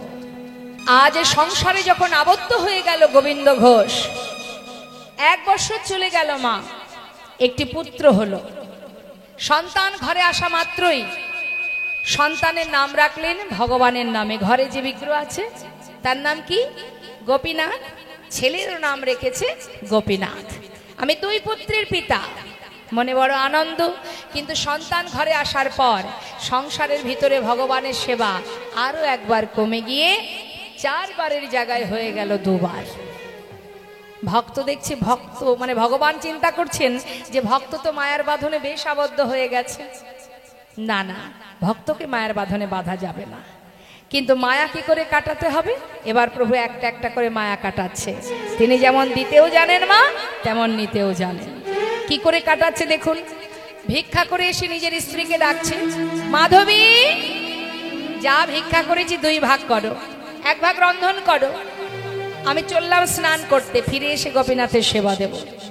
স্নান করে ঘরে ফিরে এলো মা, ফিরে এসে দেখছে কি ঝোলাটা যেখানে রেখেছিলেন সেইখানেই পড়ে আছে, রান্না হয়নি। চিন্তা করছে মাধবী এখনো রান্না করলো না, কি সর্বনাশ, কত বেলা হয়ে গেছে, গেল কোথায়? ডাকতে ডাকতে ঘরের ভিতরে প্রবেশ করে দেখছে বিগ্রহ গোপীনাথের চরণে তার স্ত্রী মাধবী উপুড় হয়ে পড়ে আছে। ভাবছে বোধহয় ভগবানের চরণ ধরে কাঁদছে, তার কাছে মনের কথা বলছে। আহা মাধবী, এখন কি এসব করার সময়? আগে তার সেবা দাও, তারপরে যা খুশি বললো। কি হলো? ওঠো ওঠো, কত বেলা হয়ে গেছে, রান্না করতে হবে না। সাড়া পাচ্ছে না। কি হলো? সাড়া পাচ্ছে না, বারবার ডাকতে ডাকতে সাড়া না পেয়ে যেই না তার কাছে গিয়ে তার অঙ্গ স্পর্শ করেছে, দেখছে অসার দেহ। আর মাধবীর অসার দেহ দেখে তাকে জড়িয়ে ধরে চিৎকার করে বলছে, গোপীনাথ, গোপীনাথ, তুমি কি করলে? হরিবল হরিবল। তুমি আমার মাধবীকে কেন কেড়ে নিলে? কি অপরাধ করেছে আমার মাধবী? কেন তুমি কেড়ে নিলে? বুকের মধ্যে জড়িয়ে ধরে কাঁদছে। কি বলছে কথাটা? আমার মাধবীকে তুমি কেন কেড়ে নিলে? পাড়াপড়শি ছুটে এসে মাথায় হাত বুলিয়ে সান্ত্বনা দিয়ে বলছে, শান্ত হও গোবিন্দ, দেখো সে যদি তোমার হতো তোমায় ছেড়ে যেত না। এই জগতে কেউ কারো নয়, যিনি দিয়েছেন তিনি নিয়েছেন। তুমি কেঁদো না, তোমার পুত্র আছে ঘরে, সন্তান আছে, তার প্রতি তোমার দায়িত্ব আছে, তুমি তাকে নিয়ে সুখে থাকো। পাড়াপড়শি সান্ত্বনা পেয়ে তার স্ত্রী শেষকৃত্য করলেন গোবিন্দ ঘোষ। একটু একটু করে ছেলেকে বড় করছে মা। 5 বছর বয়স হলো সন্তানের, কিন্তু 5 বছরের শিশু মা বাবাকে চিনতে শেখে। প্রতিদিন বাবা বিকাল বেলা ভিক্ষা করে ঘরে ফেরে, আর ওই ছোট্ট ছেলেটি বাবার কোলে বসে জিজ্ঞাসা করে, বাবা, সবারই তো মা আছে, কিন্তু আমার মা কোথায়? কি উত্তর দেবে বাবা? সন্তানকে বুকে জড়িয়ে ধরে বলে, আমি তো আছি, কাঁদিস না। কিন্তু এটা তো উত্তর হলো না মা, তুমি তো আমার পিতা, আমার মা কোথায়? আমার বন্ধুদের যেমন মা আছে, আমার মা কোথায়? প্রতিদিন একই প্রশ্ন সহ্য করতে না পেরে একদিন তার বাবা বলে ফেললেন, মায়ের কথা জানতে চাস? তবে যা, মন্দিরে যে গোপীনাথ বসে আছে ওর কাছে গিয়ে জিজ্ঞাসা কর তোর মা কোথায়। 5 বছরের ছোট্ট ছেলে বাবার কথা বিশ্বাস করে এবার বাবা যেই না চলে গেছে ভিক্ষায়, সুন্দর করে শান্ত পরিবেশ, 1 পা 2 পা করে মন্দিরে ঢুকেছে। মন্দিরে ঢুকে গোপীনাথ বিগ্রহের সামনে পুত্র গোপীনাথ জিজ্ঞাসা করছে, ও গোপীনাথ, বাবা বলল তুমি নাকি জানো আমার মা কোথায়? জানো, আমার মা আমাকে আদর করে না, আমাকে ভালোবাসে না, আমাকে ঘুম পড়ায় না, খাওয়ায় না। বলো না গোপীনাথ, আমার মা কোথায়? বাবা তো বললো তুমি জানো, একবার বলো না ও গোপীনাথ। এদিকে গোবিন্দ ঘোষ মা ভিক্ষায় গিয়েছিলেন, তিনি সন্ধ্যাবেলা ঘরে ফিরে সবার আগে নিজের পুত্রকে ডাকছে, তার কারণ সব মা বাবাই সন্তানকে ভালোবাসে। ঘরে ফেরা মাত্রই মা বাবা আগে কার খোঁজ করে, ছেলে মেয়ে গেল কোথায়, তাই না?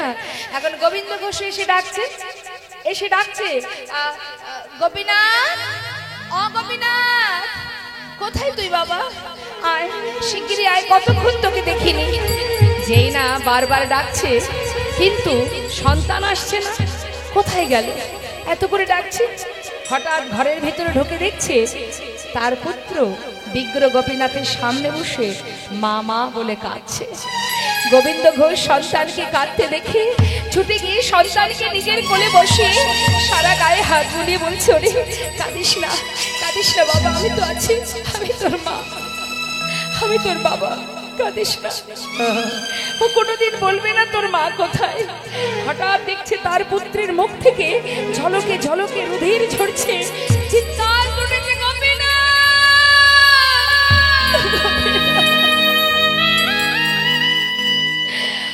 আমার সন্তানকে কেড়ে নিও না গোপীনাথ, আমি তো তোমার কাছে কোনোদিন কিচ্ছু বলিনি। আমার স্ত্রীকে কেড়ে নিয়েছো, আমি তো বলিনি সংসার দাও, আমি তো বলিনি পুত্র দাও, তুমি তো দিয়েছিলে, তবে কেন কেড়ে নিতে চাইছো প্রভু?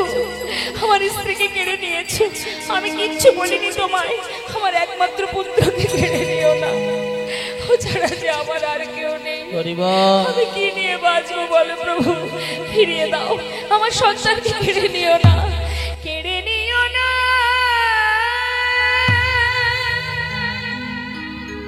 প্রভু গো,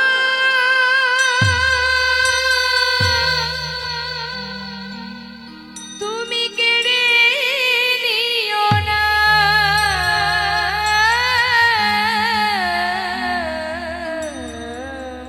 তুমি যে ব্যথা দিয়ে আমায় ব্যথা দিও না, ফিরিয়ে দাও। হঠাৎ দেখছি সন্তান পিতার কোলে প্রাণ হারালো, একটু একটু করে প্রাণ সন্তানকে হারিয়ে নিজে হাতে গঙ্গার ঘাটে মাটি খুঁড়ে সন্তানের সমাধি দিল। গঙ্গায় স্নান করে ঘরে ফিরে এসে প্রভুর সামনে দাঁড়িয়ে বলে উঠলেন, গোপীনাথ, সবই দিয়েছ, আবার কেড়েও নিয়েছ, হরি বল আর কি নিয়ে বাঁচবো আমি, আর বাঁচতে চাই না। একদিন, দুদিন, 3 দিন চলে গেল মা, শুধু ঘরের মধ্যে গড়াগড়ি দিয়ে কাঁদে আর নিজের পুত্রকে ডাকে, গোপীনাথ একবার ফিরে এসে বাবা বলে ডাক, কোথায় গেলি তুই, একবার বাবা বলে ডাক। 4 দিনের দিন প্রভু আর নিজেকে স্থির রাখতে পারলেন না, ধোলায় গড়াগড়ি দিয়ে কাঁদছে দেখে ভগবান বিগ্রহ থেকে সচল মূর্তি ধারণ করে এসে ডাকছে, বাবা কে? আমি তোমার পুত্র, আমার পুত্র, সে তো কবেই মরে গেছে, তুমি কে আমি তোমায় চিনি না। বাবা, তুমি নিজেই বলেছিলে তুমি 2 পুত্রের পিতা, কোনো মাতা পিতার 2টি সন্তান থেকে একটি যদি চলে যায়, তবে কি বাবা মা আরেকটি সন্তানকে না খাইয়ে রাখে? হরি বল আজ 4 দিন হলো তুমি কিচ্ছু খেতে দাওনি, বড় খিদে পেয়েছে। ও, তুমি এসেছো, তুমি আমায় বাবা বলে ডাকলে। জানো, যে বাবা বলে ডাকে সেই সন্তানের মাতা পিতার প্রতি কি কর্তব্য থাকে? পারবে তুমি আমার শেষকৃত্য করতে? পারবো, কথা দিলাম। কয়েক বাড়ি থেকে ভিক্ষা করে এনে সেবা দিল মা। বেশ কয়েকদিনই চলে গেল এইভাবে। হঠাৎ গোবিন্দ ঘোষ শয্যাশায়ী হলেন, ভগবান বিগ্রহ থেকে সচল মূর্তি ধারণ করে তার পাশে এসে প্রতিনিয়ত বসে গলাটা জড়িয়ে ধরে কাঁদে। আর অন্তিম সময় এসেছে তো, গোবিন্দ ঘোষের আর কিছু মনে পড়ছে না, সব কিছু বিস্মরণ হয়ে গেছে। নিজের পুত্র ভেবে বলে ফেললেন, ও গোপীনাথ, বাবা আমাকে একটু চরণামৃত এনে দিবি? দেব। ভগবান সচরণামৃত পান করালেন। গোপীনাথ বলো বাবা, মনে করেছে নিজের পুত্র, তাই বলছে আমার মাথার পাশে 1 জোড়া করতাল আছে, চলে যাবার আগে একটু নাম শোনাবি বাবা? শোনাবো। করতাল হাতে করে নিয়ে হরিনাম শ্রবণ করাচ্ছে। হরে কৃষ্ণ হরে কৃষ্ণ কৃষ্ণ কৃষ্ণ হরে হরে, হরে রাম হরে রাম রাম রাম হরে হরে। বলো হরে কৃষ্ণ হরে কৃষ্ণ কৃষ্ণ কৃষ্ণ হরে হরে, হরে রাম হরে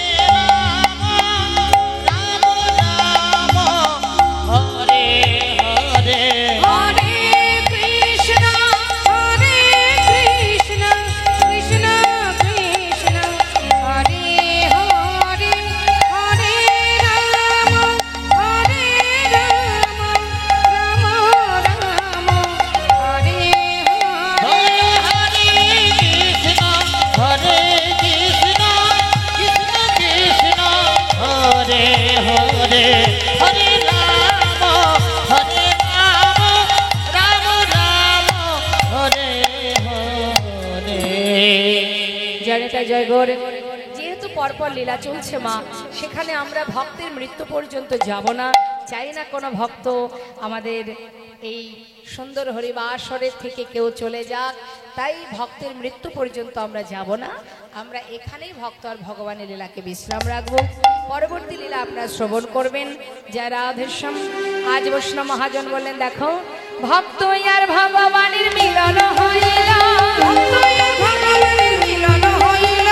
প্রেমানন্দে বদন হরে হরি হরি বল, প্রেমানন্দে বদন হরে হরি হরি বল, প্রেমানন্দে বদন হরে হরি হরি বল। জয় সচিনন্দন জয় গৌর হরি, জয় সচিনন্দন জয় গৌর হরি, বিষ্ণুপ্রিয়া প্রাণ বধুয়া নদিয়া বিহার, বিষ্ণুপ্রিয়া প্রাণ গোরা নদিয়া বিহারি।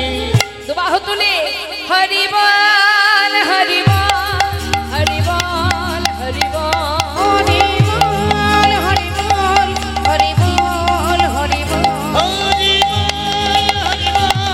হরি বল হরি বল হরি বল হরি বল হরি বল হরি জয় জয় শ্রী গুরুদায় গোস্বামী প্রেমানন্দে হরি হরি বল, রাধা গোবিন্দ প্রেমানন্দে হরি হরি বল। পঞ্চাকল্পতরুভ্যশ্চ কৃপা সিন্ধুভ্যেব চ পতিতানাং পাবনেভ্যো বৈষ্ণবে ভো নমো নমো। জয় রাধেশ্যাম জয় রাধেশ্যাম।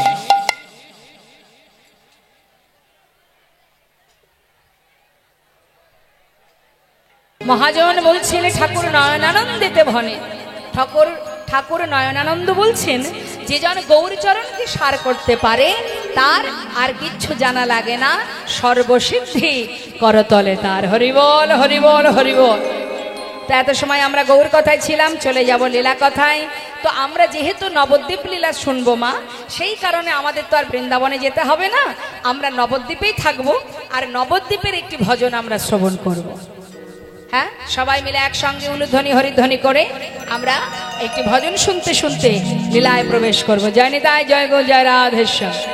কে কে গেছে নবদ্বীপে একটু দেখি, হাত তুলে দেখান। বাবা বাবা, এই তো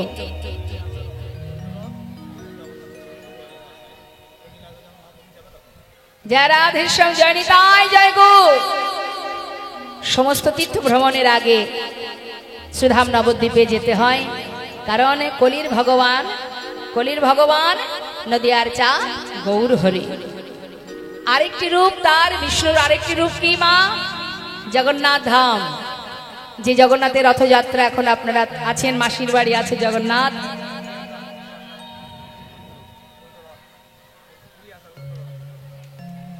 এত কথা কেন হচ্ছে বলুন তো?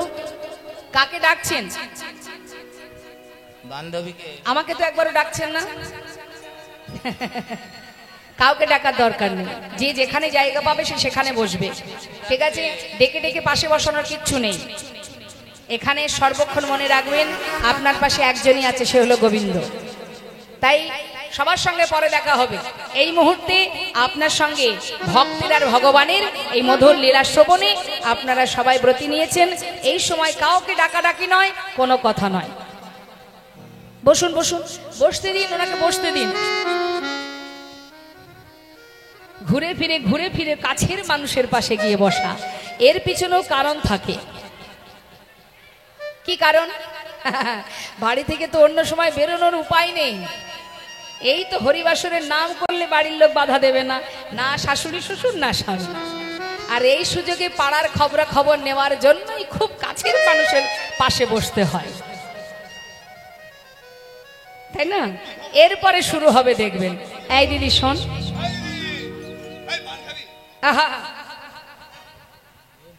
এই দিদি এদিকে আয় না। বলছি কি, জানিস তো বাড়ি থেকে বেরোতেই পারি না। ওই শুনলাম নাকি কার বউ, অমুকের বউ নাকি।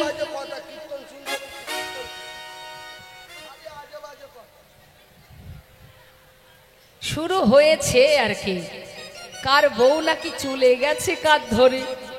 এই তো আলোচনা, আর তো কিছু ভালো কথা হবে না সেখানে। কিরে রাগ করছিস কেন? আরে বাবা এদিকে আয় না। বলছি বাড়ির বউটা কাজকর্ম করে, রান্না বান্না করে? সম্পা করছে, আমি কীর্তন করছি, তুই শোন। সে দেখা যাচ্ছে বিরক্ত হবে, আহা মন দিয়ে একটু কীর্তনটা শোন না। কিন্তু যে বিরক্ত করার সে কিন্তু তার উদ্দেশ্যই তো ওটাই করা। সে ঘুরে ফিরে ওই 2-3 মিনিট অন্তর অন্তর, হ্যাঁ এই দিদি পান খাবি? তাই বারবার বলছি, একে ওকে ডাকার কোনো দরকার নেই, যে উদ্দেশ্যে আসা সেই দিকে লক্ষ্য। কেমন আমরা কখনো কখনো নিজেদেরকে নিয়ে নিজেরাই গর্ববোধ করি, আমি কত সুন্দর, তাই না মা? দেখবেন অহংকার বিভিন্ন কারণে হয়। অর্থের অহংকার হয়, পাণ্ডিত্যের অহংকার হয়,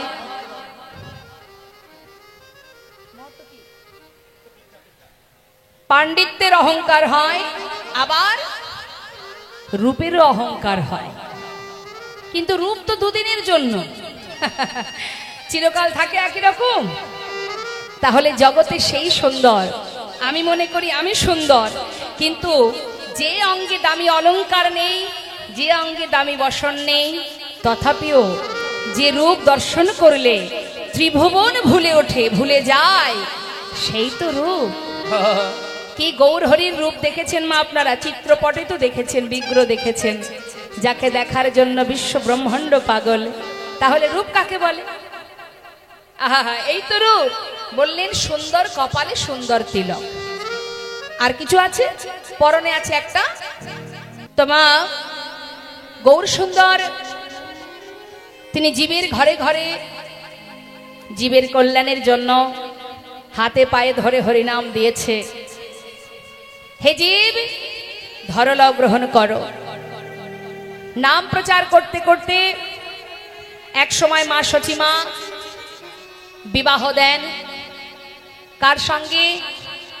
লক্ষ্মীপ্রিয়ার সঙ্গে। মা লক্ষ্মীপ্রিয়া প্রভু যখন চলে যান বাংলাদেশে শ্রীহট্টে পিতৃভূমি দর্শনে, বহুদিনের শোকে লক্ষ্মীপ্রিয়া প্রাণ ত্যাগ করেন।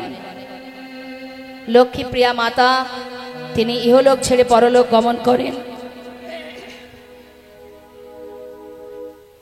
তো অনেকে বলে কাল সাপ, সাপ দংশনে মারা গেছে, কিন্তু এ কথা ভুল। কাল সাপ মানে প্রভু যে চলে গেছেন, সেই যে শোক, সেই বিরহ, সেই বিরহের যন্ত্রণায় কালের সাপে তিনি যে চলে গেছেন, সেই কালের সাপে যে প্রভু হারা হয়েছেন, সেই কালের সাপ, অর্থাৎ সেই কালকে বলছে সাপ, সেই দুঃখে তিনি মারা যান, বিরহ যন্ত্রণায় মারা যান। তারপরে প্রভু আমার হরিনামে চারিধারে দিনের পর দিন, দিন রাত হরিনামে মত্ত থাকেন। মা সচিমার বয়স হয়েছে বলে আবার নিমাইকে মাতা বিষ্ণুপ্রিয়ার সঙ্গে বিবাহ দেন। তো মা 13 বৎসর বয়স যখন মা বিষ্ণুপ্রিয়ার, তখন বিবাহ হয়। মাত্র 2 বছর ছিল প্রভুর সঙ্গে। মা বিষ্ণুপ্রিয়ার যখন 15 বৎসর হয়, তখন থেকে প্রভু ত্যাগ করে সন্ন্যাসী হয়ে চলে যান। একবার চিন্তা করুন। আমরা মনে করি যে ভগবান আমাদেরকেই মনে হয় বেশি কষ্ট দেয়, কিন্তু জেনে রাখবেন, ভগবানকে প্রকৃতভাবে যদি কেউ ভালোবাসে, ভগবান তাকে পদে পদে কষ্ট দেন। কেন দেন? তারও পিছনে কারণ আছে। প্রভু বলেন, যে করে আমার আশ তার করি সব নাশ, তথাপিও যে না ছাড়ে আমার পাশ, আমি হই তার দাসানুদাস।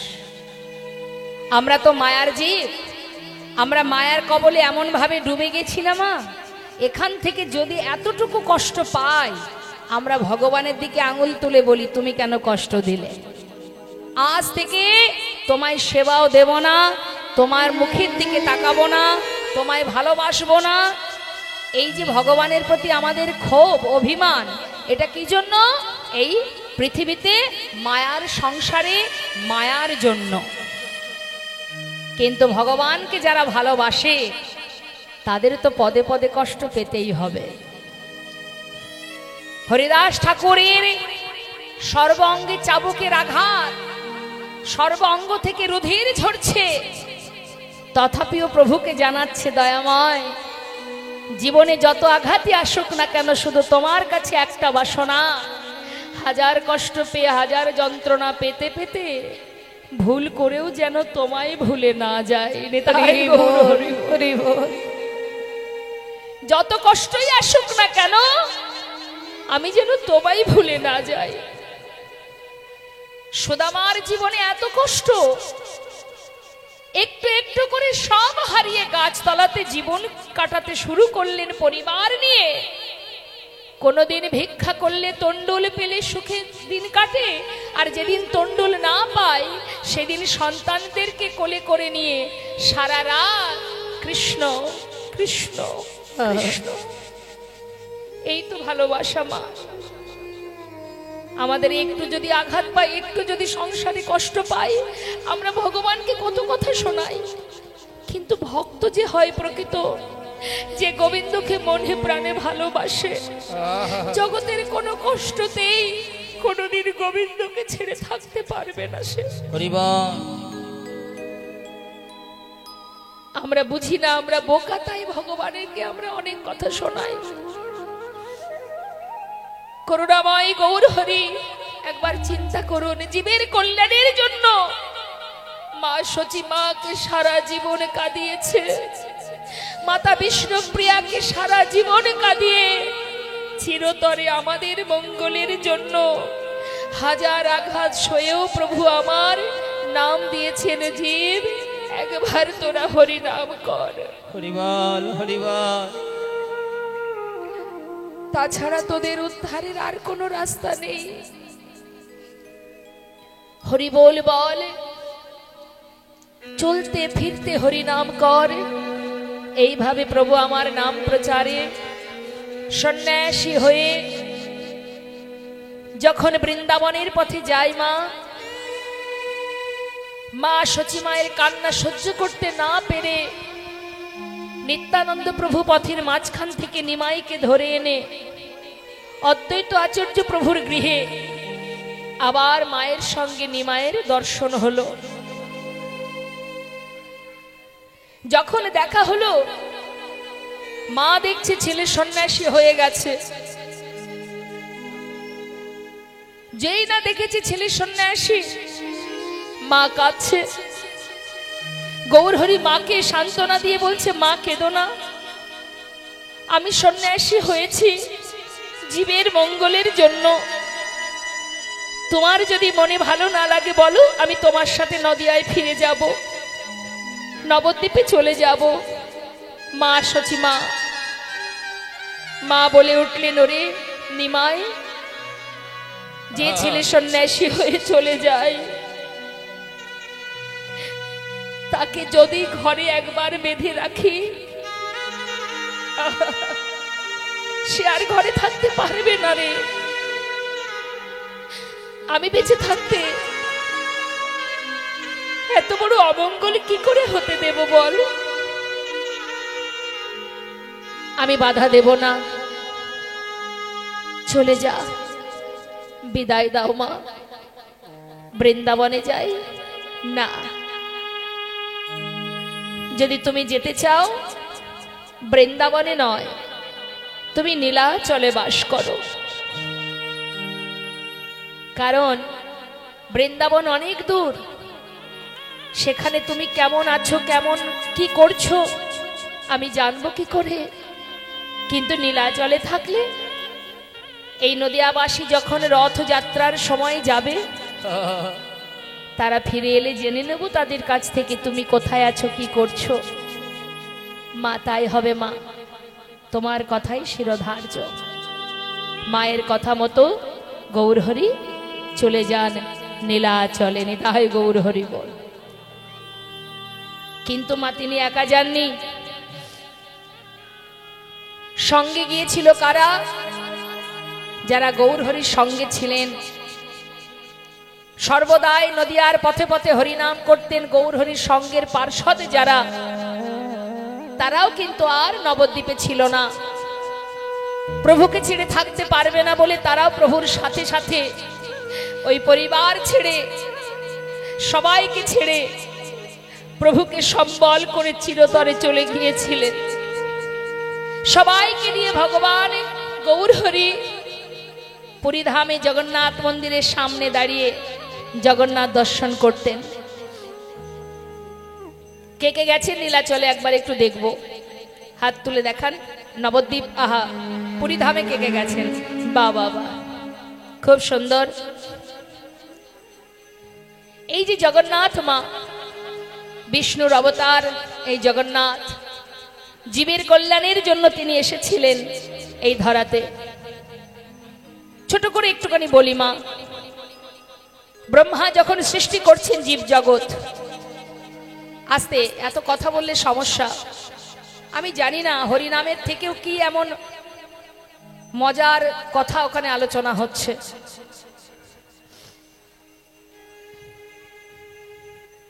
আমার তো মনে হয় না যে মূল্যবান কথা এখানে হচ্ছে তার থেকে মূল্যবান আপনাদের আলোচনাটা।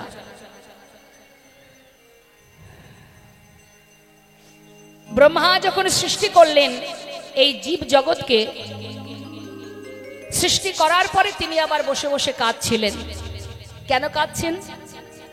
না তিনি বিষ্ণুর চরণে প্রার্থনা করছে, হে প্রভু, সৃষ্টির দায়িত্ব তুমি আমাকে দিয়েছো, আমি সৃষ্টি করছি বটে, কিন্তু পৃথিবীতে যত জীবের সৃষ্টি হচ্ছে, পৃথিবীতে তো সম্পূর্ণ একটি যন্ত্রণাময় স্থান, এটা যন্ত্রণার জগৎ। এখানে জীবের কষ্ট হবে, জ্বালা হবে, ত্রিতাবে জ্বালা এদের ভোগ করতে হবে। এরা কি সারা জীবন শুধু কষ্টই পাবে? এদেরকে মুক্তির কোনো রাস্তা নেই? বিষ্ণু সাধনায় মত্ত হয়ে আছে ব্রহ্মা। তখন ব্রহ্মা যখন কাঁদছে, তখন বিষ্ণু এসে বললেন, ব্রহ্মা শান্ত হও, তুমি কেঁদো না, তুমি নিজে সৃষ্টি করেছো, আবার তাদের মঙ্গলের জন্য তুমি কাঁদছো। আমি তোমায় কথা দিচ্ছি, শোনো ব্রহ্মা, এই জীবকে উদ্ধার করব আমি, এদের মুক্তির পথ আমি দেব। সেটা কি না, আমি ওই যে পুরীধাম নীলাচল মা, নীলাচলে তার আগে আমি যাব উৎকল দেশে নীলমাধব রূপে। আমি কিছুদিন সেখানে অপ্রকট থাকবো, প্রকট হব না। কতদিন? ব্রহ্মার যতদিন 50 বৎসর না হবে, আমি ওই উৎকল দেশে নীলমাধব রূপে আমি অপ্রকট হয়ে থাকব। আমার ভক্ত যেদিন আমায় স্মরণ করবে, যেদিনই তোমার 50 বৎসর পূর্ণ হবে, সেই দিনই আমি ওই নীলাচলে ভক্তের ডাকে সাড়া দিয়ে আমি প্রকট হব জগন্নাথ রূপে। আর সেই রূপ জগতের যে জীব দর্শন করবে, সেই জীব আর কোনোদিন কোনো কারণে পাপ তাপ দূরীভূত হয়ে বিষ্ণু লোকে সে স্থান পাবে, আর ভুলোকে তাকে আসতে হবে না। নিতাই গৌর হরিবল হরিবল। তাই জগন্নাথ যদি কেউ দর্শন করতে পারে, জগন্নাথ দর্শন করলে মা তাকে আর এই পৃথিবীতে, যন্ত্রণাময় পৃথিবীতে আসতে হবে না। শুধু তাই নয়, আরো অনেক কারণ আছে জগন্নাথের আসার। তাই মাগো, জগন্নাথের কৃপা। ইন্দ্রদুম্ন রাজা বলেছিলেন, হে প্রভু, তোমাকে যখন আমার কাছে আমি রেখেছি, তোমার কাছে আমার 3টি বাসনা। 1, আমি কোনোদিন কোনো সন্তান চাই না। 2, তুমি সেবা করবে, সেবা করে হাত ধোয়ার পর হাতের জল শুকাতে না শুকাতেই আবার তোমার সামনে ভোগ আসবে, তুমি আবার সেবা করবে, সারাদিন সেবা করবে, আমি সেটা দেখতে চাই। হরি বল। আর একটা বাসনা কি? আমি সদা সর্বদাই তোমায় দেখব, চোখের সামনে আমি তোমায় দেখব। এক মুহূর্তের জন্য আমি যেন তোমার থেকে তোমাকে দেখতে পাবো না এমন কিছু যেন তুমি করো না। মানে সর্বদাই আমি তোমায় দর্শন করব, চোখের সামনে দেখব, তোমায় যেন দেখতে পাবো না এমন কাজ যেন না হয়। তা মা, পুরীধামে কিন্তু কখনো দরজা বন্ধ থাকে না, মাত্র 2টি ঘন্টার জন্য বন্ধ থাকে মধ্যরাত্রে। কেন জানেন? ভগবান ঘুমান না, এটা ভাববেন না যে তিনি ঘুমান মনে হয় ওই 2 ঘন্টা, না, ভগবান ঘুমালে তো আমরাও ঘুমিয়ে যাব, তাই না? ওই 2 ঘন্টা দরজা বন্ধ থাকে কেন? জীব জগৎ সারাদিন দর্শন করে, আর ওই 2টি ঘন্টা স্বর্গের দেব দেবীরা আসেন ভগবান জগন্নাথ দর্শনে। নিতাই গৌর হরি বল হরি বল। এটা যেমন একটা কারণ। আরেকটি কারণ, বারবার সেবা দিচ্ছে জগন্নাথ মন্দিরে, দেখবেন অহরহ সেবা হচ্ছে, ভোগ হচ্ছে। হ্যাঁ, তা এই যে বারবার 56 ব্যঞ্জন বলে নীলাচলে খাও তুমি 54 বার, একে একে বারে খাও শত শত ভার। তাই এত ঘন ঘন সেবা করে কেন? এটা ইন্দ্রদুম্ন রাজার ইচ্ছা ছিল যে তুমি বারবার সেবা করবে। আর তোমার এই ভোগ, তার আগে প্রভু সেবার পরে কোথায় যায়? জগন্নাথের সেবার পরে কোথায় যায়? বিমলা মন্দিরে। হরি বল হরি বল। বিমলা মাকে, বিমলা মা হচ্ছেন মাতা পার্বতী। তা বিমলা মায়ের সেবা হয়, তারপরে আমরা সবাই প্রসাদ পাই। কিন্তু মা দেখবেন জগতের সমস্ত ভগবানের সেবার যে ভোগ, যার নাম প্রসাদ, আর একমাত্র পুরীধামে ভগবানের সেবার ভোগ যেটার নাম হয় মহাপ্রসাদ। কেন বলুন তো? ওই যে মাতা বিমলা সেবা করেন, ভগবান সেবা করলে প্রসাদ হয়, আর তারপরে যদি কোনো ভক্ত সেবা করে তাই সেটা হয় মহাপ্রসাদ। হ্যাঁ, তাই সেই প্রসাদ আমরা সর্বদাই আস্বাদন করছি। কলিযুগে গৌরহরির দেওয়া হরিনাম জপ করো আর ভগবানের দেওয়া প্রসাদ সেবা করো। কারণ ইন্দ্রদুম্ন রাজা জানেন কলিহত জীব ভজন সাধন তপস্যা ধ্যান যাগ যজ্ঞ এদের দ্বারা হবে না, এরা পারবে না। একবার ভাবুন না, এই যে আমরা 3 ঘন্টা কীর্তন শুনতে বসেছি, এর মধ্যেও আমাদের মন কত চঞ্চল। আবার দেখবেন কেউ ঘুমিয়েও পড়বে, মালা জপ করতে গেলে ঘুম আসবে, কৃষ্ণ কথা শুনতে বসলে ঘুম আসবে। তাও বুঝি যদি একটু মন দিয়ে শুনি, তার মধ্যে তো ত্রিতাপ জ্বালার এক জ্বালা, যেটা অপরের থেকে পাওয়া জ্বালা, মানে নানাবিধ চারিদিকের যন্ত্রণা ভোগ করতে হয়। তা কলিযুগে, ঘোর কলিযুগে জীবের উদ্ধারের একটাই রাস্তা। ইন্দ্রদুম্ন রাজা বললেন, প্রভু জীব যদি সাধনা করতে নাও পারে কোনো দুঃখ নেই, অন্তত তোমার প্রসাদ যদি সেবা করে সে যেন মুক্তি লাভ করতে পারে। তাই মা জগন্নাথের সেবা, প্রসাদ, মহাপ্রসাদ সেবা করো, আর কলিহত জীবের জন্য মহাপ্রভু যে হরিনাম দিয়েছে হরিনাম জপ করো। আজ আমার গৌরহরি তিনি নীলাচলে জগন্নাথ দর্শন করছেন ভক্তগণকে সাথে করে নিয়ে, আর বলছে, ভক্ত এসেছো নীলাচলে, জগন্নাথ দর্শন করছো, একবার আমার সাথে বলো। দেখুন কত রূপ ভগবানের, জগন্নাথ রূপ, মহাপ্রভুর রূপ, সবই তো একই। তাই প্রভু আমার গাইছে ভক্তদের নিয়ে, প্রভাত সময় হলো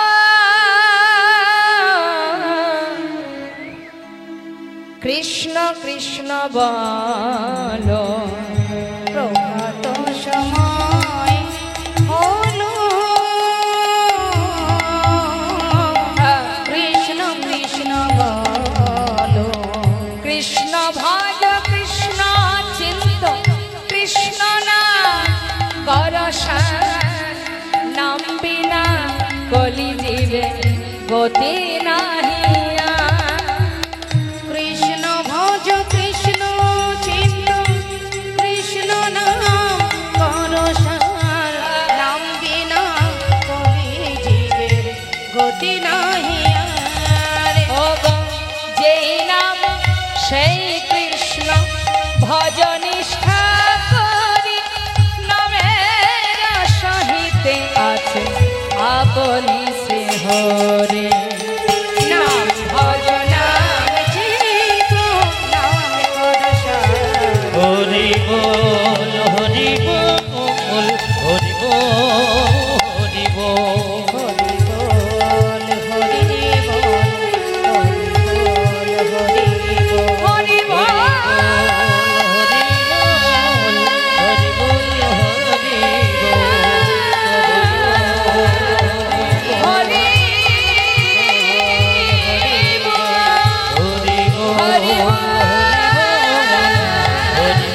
হরি বল।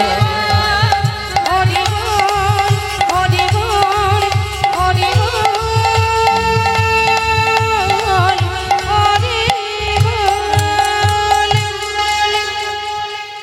হঠাৎ এক ভক্তকে দেখতে পেলেন গৌর হরি হরি নাম করতে করতে, বেশ কিছু দূরে দাঁড়িয়ে আছে। অন্তর্যামী তো জানতে পারে অন্তরের খবর। কি গো মা, সবার মধ্যে আনন্দে মত্ত, সবাই আনন্দে মত্ত, তার মধ্যে তিনি জানতে পারলেন কোনো না কোনো এক জায়গায় এক ভক্ত তার দিকে তাকিয়ে তাকিয়ে চোখের জলে বুক ভাসিয়ে কাঁদছে। কাউকে কিছু না বলে ধীরে ধীরে এক পা দুপা করতে করতে যে ভক্ত দূরে দাঁড়িয়ে আছে তার সামনে গিয়ে প্রভু দাঁড়ালেন। হরি বল। প্রভুকে দর্শন করে নয়নের জলে বুক ভাসিয়ে কাঁদছে ভক্ত। কে তুমি? দূরে দাঁড়িয়ে আছো কেন? তোমার নাম কি? তোমার ঠিকানা কোথায়? আমার নাম গোবিন্দ ঘোষ। কোথায় এসেছো? তোমার কাছে। কেন? হে দয়াময়, আমি অগ্রদ্বীপ থেকে এসেছি সর্বস্ব ত্যাগ করে তোমার সঙ্গী হব বলে। আহা, যেই না বলেছে তোমার সঙ্গী হব বলে এসেছি, প্রভু মৃদু হেসে উঠলেন। মা, আমার সঙ্গী কেন? আমার সঙ্গী কেন হবে? শোনো, ঘরে যাও, ঘরে থাকলে ভালো থাকবে, আমার সঙ্গী হতে যেও না। কারণ যারা আমার সঙ্গী হয় তাদের যে সারা জীবন কষ্ট পেতে হয়। ভক্ত তো তেমন মা, যেমন ভগবান তার তেমন ভক্ত। ভক্ত বলে উঠলেন, কষ্টই পাই আর সুখই পাই, যেমনটাই থাকি না কেন তোমাকে ছেড়ে আর কোথাও যাব না।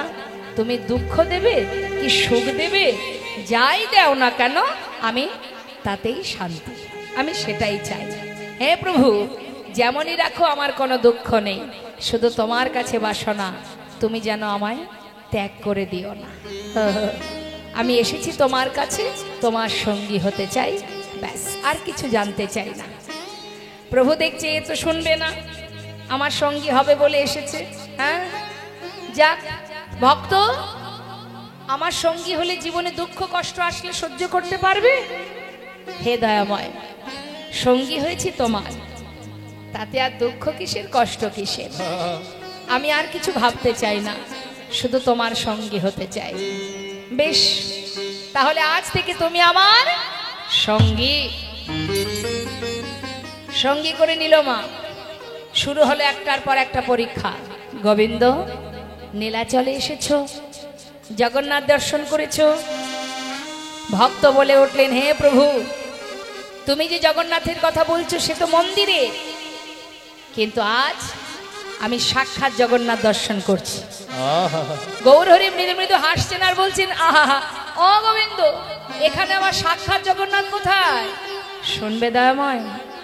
ভক্ত বলে উঠলেন, হে প্রভু, তুহু জগন্নাথ,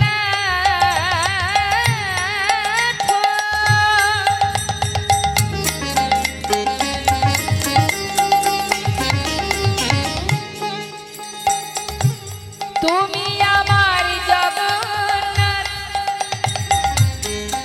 তুমি আমার মাধব, ও গো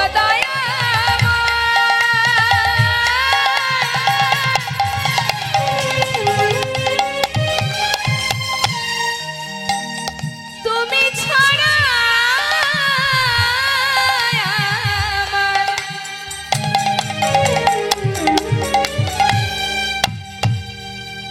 আমার আর কেহ না। ওহে মাধব,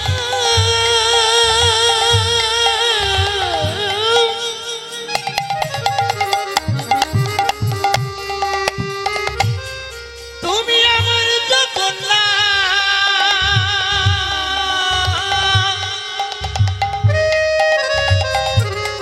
হরি বল। তুমি আমার মাধব। তুহু জগন্নাথ, জগতে কাহায় আসে, জগ বহে নাহি মন ছায়। হে মাধব, বহু তুমি মিনতি করো, হে মাধব। আচ্ছা, হে দয়াময়, তুমি আমার জগন্নাথ, তুমি আমার মাধব, তুমি আমার সব, আমি আর কিছু জানতে চাই না। গৌরহরি দেখছে এ তো যেমন তেমন ভক্ত নয়, কঠিন ভক্ত। আচ্ছা গোবিন্দ, তাহলে চলো আজই আমরা নীলাচল ছেড়ে কিছুদিনের জন্য তীর্থে যাব। তুমি যাবে? হ্যাঁ প্রভু, আমিও যাব। অগণিত ভক্তগণকে নিয়ে গৌরহরি আমার নাম প্রচার করবার জন্য নীলাচল থেকে এবার একটু একটু করে যাত্রা করছে, নানা তীর্থ ভ্রমণ করবে আর হরিনাম দেবে জীব জগৎকে। কিন্তু মা ভক্তগণকে সাথে করে নিয়ে যাচ্ছে তো, তা যাবার সময় প্রভু ডেকে বলছে, ভক্ত শোনো, এইভাবে গেলে হবে না, পথে যাবার পথে সবাই মিলে একসঙ্গে কৃষ্ণ নাম গাইতে গাইতে যেতে হবে। তা একবার সবাই মিলে কৃষ্ণ নাম করো দেখি। ভক্তগণ বলে উঠলেন, প্রভু কৃষ্ণ নাম কেন করব? কৃষ্ণ নাম আমরা করতে পারবো না, সে যদি করতে হয় তুমি করো, আমরা সবাই মিলে কৃষ্ণ নাম গাইবো না, তবে আমরাও গাইবো। আমরা কি গাইবো? আমাদের কলির ভগবান কে মা? গৌরহরি। তা প্রভু কৃষ্ণ নাম তুমি করো, আমরা সবাই গৌর নাম গাইবো। বেশ, তাই হোক। এবার প্রভু যাচ্ছেন কৃষ্ণ বলতে বলতে, আর পশ্চাতে যাচ্ছে ভক্তগণ গৌর বলতে বলতে। তা আমরাও তো সবাই বসে আছি, প্রভু লীলা আস্বাদন করছি, লীলার সাথে সাথে আমাদের মনটাও তো যাচ্ছে। তাহলে একবার আমরাও সবাই মিলে গৌর নাম জপ করব। তুলুন সবাই মিলে হাত। কষ্ট হচ্ছে?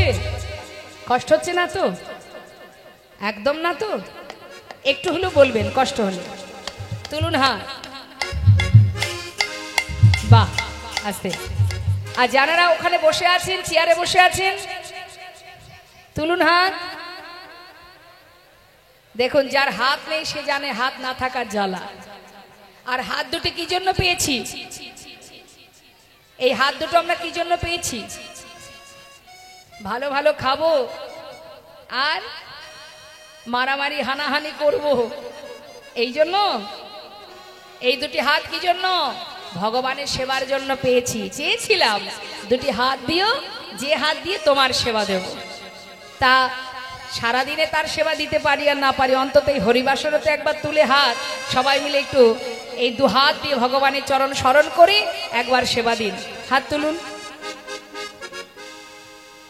বাহ, এবার হাতে তালি দিয়ে সবাই মিলে আমরা গাইব, গৌর হরি বল বল, গৌর হরি বল, গৌর হরি বল,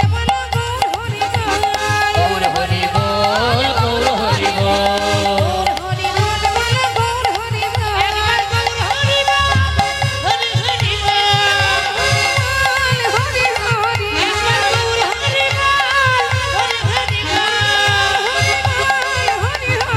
একবার গৌর হরি বল, গৌর হরি বল, একবার হরি হরি বল, গৌর হরি বল, একবার গৌর হরি বল, হরি হরি বল, বল বল গৌর হরি বল, গৌর হরি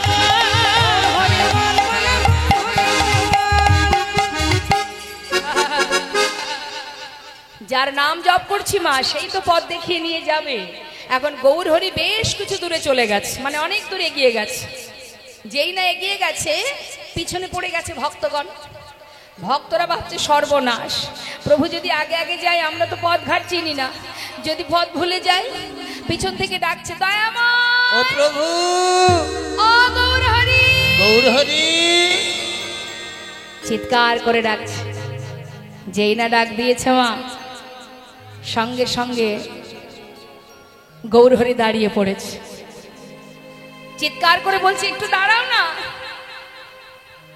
তাহলে মা, এই লীলার সাথে সাথে আমরা কিন্তু একটা জিনিস বুঝলাম, যে যদি কেউ মনে প্রাণে প্রভুকে ডাকে, ভগবান ভক্তের জন্য অপেক্ষা করে।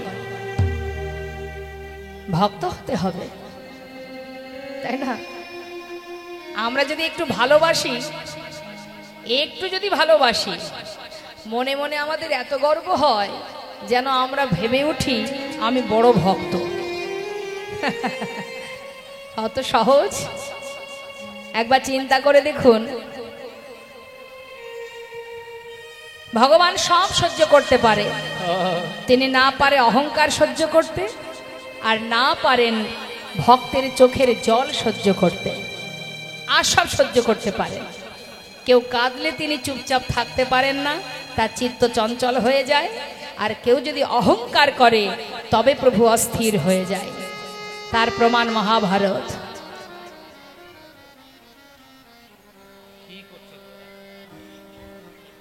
দাদা কি হচ্ছে দেখুন না, এগুলো এই চিৎকার হলে হয়। রাধে রাধে। একটু ডাকুন তো ওনাকে, ডাকুন, ওই মাকে একটু ডাকুন, ডাকুন ডাকুন। আপনার যা বলার আপনি এখানে এসে বলুন। যেভাবে চিৎকার করছেন তো তাহলে ভগবানের নাম করাই বন্ধ হয়ে গেছে। সর্বনাশ, এটা ঠিক নয় মা। আপনি কোথায় বসে আছেন আগে সেটা ভাববেন, ইশারায় কথা বলবেন, চিৎকার নয়।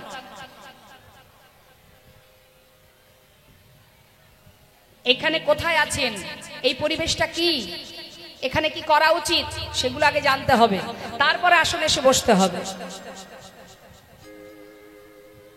প্রয়োজন হয় আপনি উঠে যাবেন, সমস্যা মিটিয়ে আসবেন। হরিবাসরের মাঝখানে বসে চিৎকার করে কাউকে ডাকবেন না।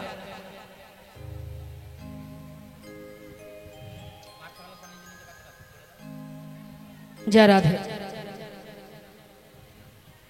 আস্তে, আমি বারবার বলছি, চরণ ধরে মিনতি করছি। এই কারণেই তো মা শাস্ত্রে বললেন, ঘোর কলিযুগে ঘরে ঘরে হবে নাম সংকীর্তন, তথাপিও জীবের হবে নরকে গমন। কেন বলুন তো? এই কারণে আমাদের মনোযোগ নেই তো। আমরা এত অর্থ ভিক্ষা করে, কমিটির এইখানকার যারা কর্মকর্তা আছে সে ভক্তরা একটু একটু করে জীবের দ্বারে দ্বারে তিল তিল করে অর্থ জোগাড় করে এই হরিবাসরের আয়োজন করেছে। কি জন্য করেছে? জীবের মঙ্গল, সমাজের মঙ্গল হবে এই হরিনাম কৃষ্ণ নাম, এই লীলা কথা শ্রবণ করলে। মিনতি করছি বারবার। অপরাধ অনেক রকমের হয়, 64 প্রকারের অপরাধ আছে। ভগবান সব অপরাধ ক্ষমা করে দেন, দুটো অপরাধ ক্ষমা করেন না। এক নাম অপরাধ, আর এক হলো বৈষ্ণব অপরাধ। ক্ষমা করেন না নয়, ক্ষমা করতে পারেন না, তার ক্ষমতার বাইরে এটা। হ্যাঁ, বৈষ্ণব অপরাধ, বৈষ্ণব চরণে অপরাধ। যার ক্ষমা একমাত্র সেই বৈষ্ণবই করতে পারবেন, ভগবান পারবেন না। আর হরিবাসরে কথা বললে হয় নাম অপরাধ। শুনবো না ঠিক আছে, এমন কিছু করব না যে পাপ দূরে যাওয়া পড়ে থাক আরো জড়িয়ে যাক, এটা করা যাবে না। আজ ভক্তগণকে নিয়ে প্রভু যাচ্ছেন, আর গৌর হরি দাঁড়িয়ে আছেন ভক্তদের জন্য। ভক্তরা আসা মাত্রই প্রভু বললেন, ভক্ত তাড়াতাড়ি চলো। এমন ভাবে গেলে হবে? অনেক পথ যেতে হবে, নানা তীর্থ ঘুরতে হবে, চলো তাড়াতাড়ি। হঠাৎ গোবিন্দ ঘোষের কাছে এসে বলছে, গোবিন্দ, সর্বস্ব পরিত্যাগ করে আমার সঙ্গী হয়ে আজ আমার সঙ্গে তীর্থে চলেছ, তোমার মনে আর কোনো বাসনা আছে? থাকলে বলতে পারো। করজোড়ে বললেন গোবিন্দ ঘোষ, প্রভু বাসনা তো আমার আছে। কি বাসনা গোবিন্দ? কি তোমার মনে বাসনা? প্রত্যেকটি জীবের মনে বাসনা থাকে, আমার থাকবে না? সত্য কথা, সবারই তো বাসনা থাকে মা। তো বাসনা কি বাসনা গোবিন্দ? বলে উঠলেন প্রভু, আমার মনে বাসনা কি জানো? আমার মনেতে ছিল গো বাসনা, এক বাসনা। আমার মনেতে ছিল গো বাসনা, এক বাসনা। আমার মনেতে ছিল গো বাসনা, এক বাসনা। কি বাসনা? ভক্তের মনের বাসনা কি মা? যাব মধুর বৃন্দাবন,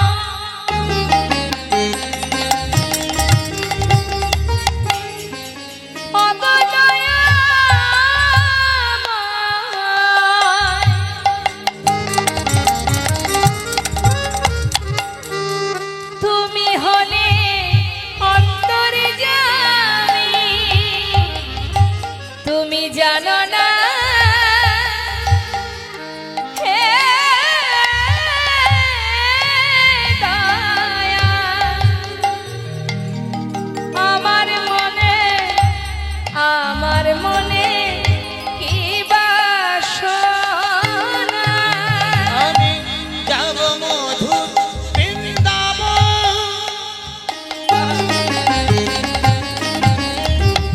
আচ্ছা, আস্তে, বৃন্দাবনে যাবে? হ্যাঁ, সেখানে কি জন্য যাবে? অপ্রভু, সেখানে যাব মধুর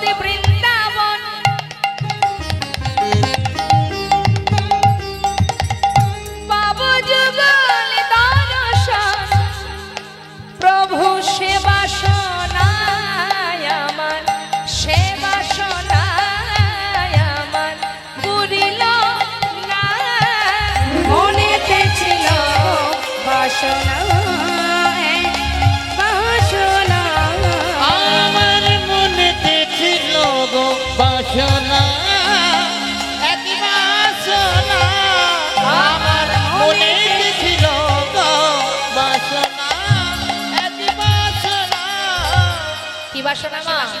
বৃন্দাবনে যাব, যুগল দর্শন পাবো। কি অপূর্ব বাসনা! হ্যাঁ, কত সুন্দর বাসনা।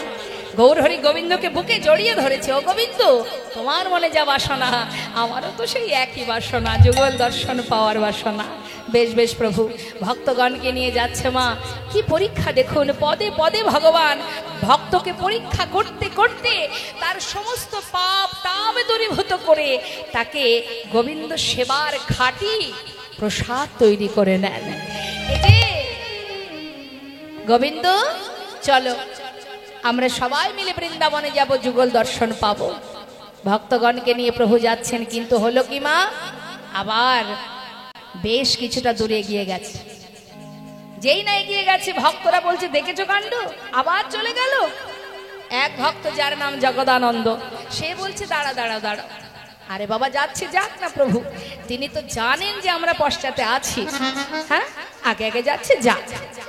এখন ভক্তরা পিছনে, গৌরহরি আগে মা। বেশ কিছুটা দূরত্ব মাঝখানে। এবার কি হয়েছে, প্রখর রৌদ্রের তাপে প্রভুর কণ্ঠটা শুকিয়ে যাচ্ছে বলে পথে যাচ্ছে আর বলছে হে কৃষ্ণ। নিজে কৃষ্ণ, আবার জীবকে কৃষ্ণ কৃষ্ণ বলে ডাকছে, শোনাচ্ছে আর বলছে হে কৃষ্ণ, কোথাও যদি একটু জল পেতাম, তৃষ্ণাটা নিবারণ করতাম। বলতে না বলতে হঠাৎ তিনি দেখতে পেলেন এক গোয়ালা কাঁধে করে বাঁক নিয়ে, বাঁকের শিখায় ঘোলের ভাণ্ড সাজিয়ে নিয়ে আসছে। ঘোল নেবে গো ঘোল, আমার কাছে ভালো ঘোল আছে।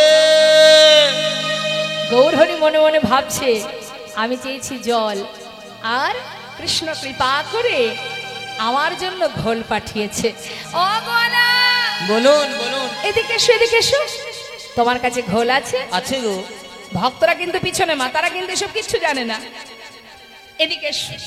কাছে ডেকে নিয়ে বলছে একটু ঘোল দাও না, প্রচন্ড তৃষ্ণা পেয়েছে। গোয়ালা বাঘটা নামিয়ে যেই না এক ভাণ্ড দিতে গেছে, হঠাৎ প্রভু বলছে শোনো, ওই ছোট ভাণ্ডে আমার হবে না, কেন জানো, আমার অনেক তৃষ্ণা পেয়েছে। তোমার এই এতগুলো ভাণ্ডের মধ্যে যে ভাণ্ডটা সবার বড়, মানে সবচেয়ে বড় যেটা, ওটা আমাকে দাও। এই তো বড়টা। গোয়ালা মনে মনে ভাবছে, বাবা এই ঠাকুর এত বড় ভাণ্ডের ঘোল একা সেবা করবে? যাক, অনেক দূর ঘুরে ঘুরে বেড়াতে হতো, কিন্তু এই বড় ভাণ্ডের ঘোল যদি ঠাকুর খেয়ে নেয়, তাহলে তো আর আমাকে বেশি দূর আর ঘোরাঘুরি করতে হবে না, তাড়াতাড়ি করে বিক্রি করে ঘরে চলে যেতে পারবো। খুব আনন্দ। জয় রাধে। এবার কিন্তু ঘোলের দাম আপনাদের দিতে হবে। প্রভু যে ঘোল সেবা করবে, সে ঘোলের দামটা আপনাদের কাছে আমরা চাইবো, কমিটির ভক্তগণের হয়ে। দেবেন তো ঘোলের দাম? অবশ্যই। প্রভুকে দেব না তো দেবো কাকে, তাই না? এই যে দাও দেখি দাও। গোয়ালা এক ভাণ্ড ঘোল, বড় ভাণ্ডের ঘোলটা দিয়েছে মা। প্রভু সেবা করে আবার খালি ভাণ্ডটা হাতে তুলে দিয়েছে। যেই না দিয়েছে, গোয়ালা খুব খুশি, মনে বড় আনন্দ। বড় ভাণ্ডের ঘোলটা বিক্রি হয়ে গেল। মনে মনে ভাবছি এতগুলো ভাণ্ড একটু গুছিয়ে নি, আর ঠাকুর ততক্ষণে দামটা বের করো। ভাণ্ড গোছানো শেষ, হঠাৎ দেখছে ঠাকুর চলে যাচ্ছে। চিৎকার করে ডাকছে ঠাকুর, ও ঠাকুর, ও ঠাকুর, ঠাকুর, বলি ও ঠাকুর, ও ঠাকুর। গৌরহরি পিছন ফিরে বলছে ডাকছো? আরে ডাকছো মানে? ঘোল খেয়েছো, ঘোলে দাম দেবে না, চলে যাচ্ছ। ঘোল খেলে এর মধ্যে ভুলে গেলে, বলি দামটা দাও। দাম? ও গলা, হ্যাঁ। আমাকে দেখতে পাচ্ছ না, সন্ন্যাসী আমি, আমি ঘোলের দাম কোথায় পাবো? হায় হায় পোড়া কপাল, কি ভাবতে কি ভাবলাম। ঘোল খেয়ে কিনা বলে দাম নাই, তাও আবার বড় ভাণ্ডের ঘোল। কি সর্বনাশ হয়ে গেল আমার। এই যে তোমার কাছে দাম নেই, তুমি আগে কেন বলনি? যার কাছে ঘোলের দাম নেই, তার আবার ঘোল খাওয়ার শখ আসে কোথা থেকে? কত বড় ক্ষতি হয়ে গেল আমার, কি সর্বনাশ করে দিল আমার। কপাল চাপড়িয়ে কাঁদছে। প্রভু মনে মনে ভাবছে, দেখেছো, অর্থের জন্য বসে বসে কাঁদছে। এক পা দুপা করে আবার সামনে এসে দাঁড়িয়েছে মা। গোয়ালা, কেঁদো না, শান্ত হও, ঘোলের দাম চাই। এই তো ঠিক আছে, আমি তো সন্ন্যাসী, আমার কাছে কিছু নেই, পিছনে অনেক ভক্ত আসছে, ওদেরকে বলবে তোমাকে ঘোলের দাম দিয়ে যাও। তারা দেবে তো? হ্যাঁ, আমি তো বলছি একটু অপেক্ষা করো, এক্ষুনি ওরা আসবে, ওদের কাছ থেকে ঘোলের দাম নিয়ে নিও। এখন সেই গোয়ালা পথের ধারে বসে আছে, আর প্রভু আমার কৃষ্ণ কৃষ্ণ বলতে বলতে চলে গেলেন মা। আর এদিকে পশ্চাতে ভক্তগণ, তারা তো আর জানে না যে প্রভু কি কাণ্ড ঘটিয়ে রেখেছে পথের ধারে। তারা মনের আনন্দে প্রভুর নাম গাইতে গাইতে সবাই দল বেঁধে আসছে, নাম করতে করতে। মন লাগুরে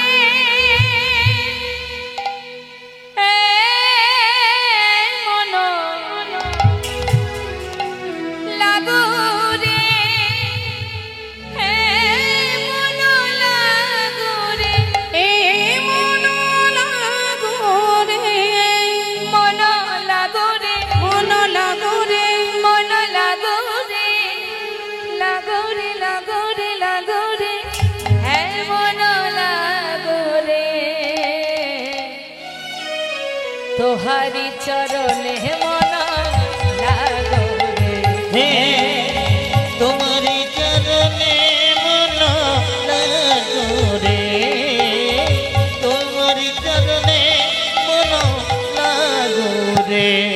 মন লাগো রে, মন লাগো রে, মন লাগো রে, মন লাগো রে, মন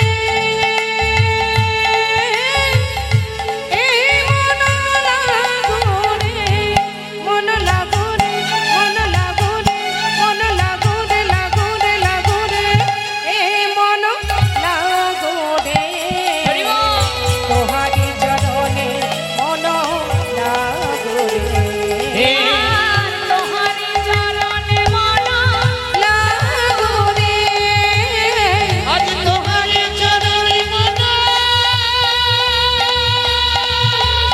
লাগো রে।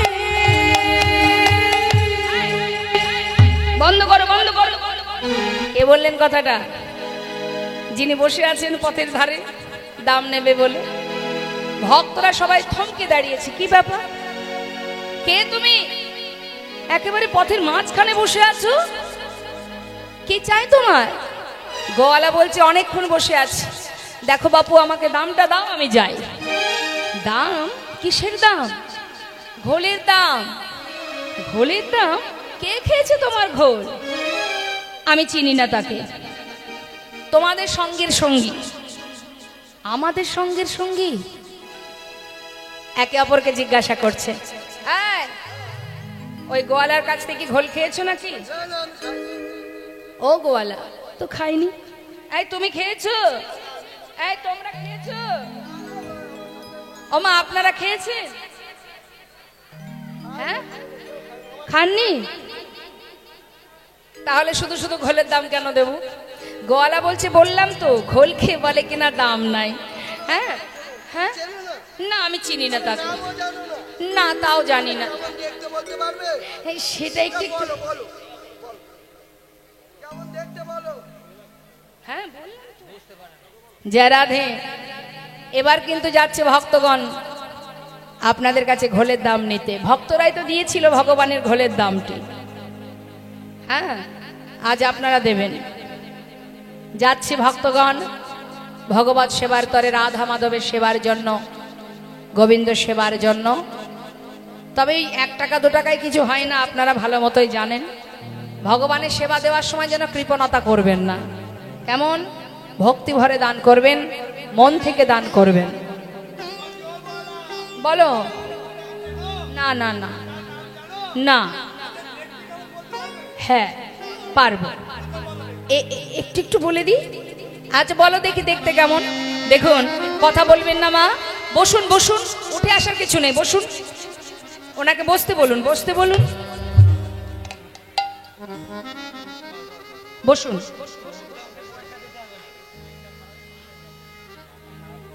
সবার কাছে যাবে, সবাই দেবেন, সবার কাছে যাবে, ঠিক আছে?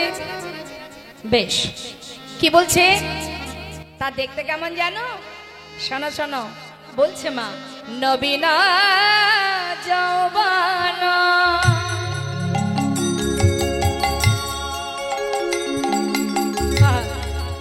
নবীন যৌবন, বেশি বয়স নয়। ভগবান করুণাময় গৌরহরি যখন সন্ন্যাসী হন, বয়স তখন তার 24 বছর। আচ্ছা, আর গায়ের রংটি কেমন? গলিত কাঞ্চন, পরনে কি আছে? পরনে কোটি তটে রাঙাবা। দেখিলাম নবীন যৌবন,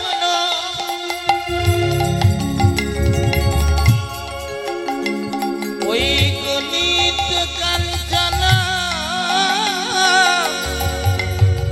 দেখিলাম কোটি তটি রাঙাবাই রাঙাবাই। মুখে কৃষ্ণ বলিয়া নিচে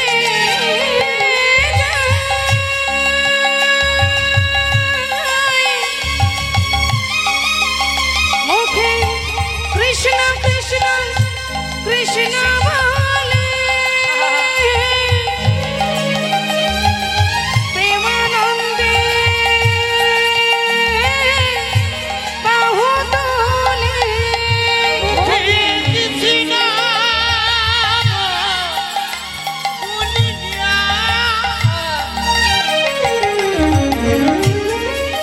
ওই দেখ দু বাহু তুলিয়া নাচিয়া নাচিয়া যায় হরি বল, হরি বল, জয় গৌর হরি বল। নাচিয়া যায় মুখে কৃষ্ণ বলিয়া বাহু তুলিয়া নাচিয়া নাচিয়া যায় নাচিয়া নাচিয়া যায়। কাঁচা সোনা, কাঁচা সোনা কাঁচা সোনা কাঁচা সোনা দেখে মনে হলো, কাঁচা সোনা আমার দেখে মনে হলো যেন কাঁচা সোনা। এমন রূপের মানুষ কভু দেখি নাই, দেখে মনে হলো কাঁচা সোনা। এমন রূপের মানুষ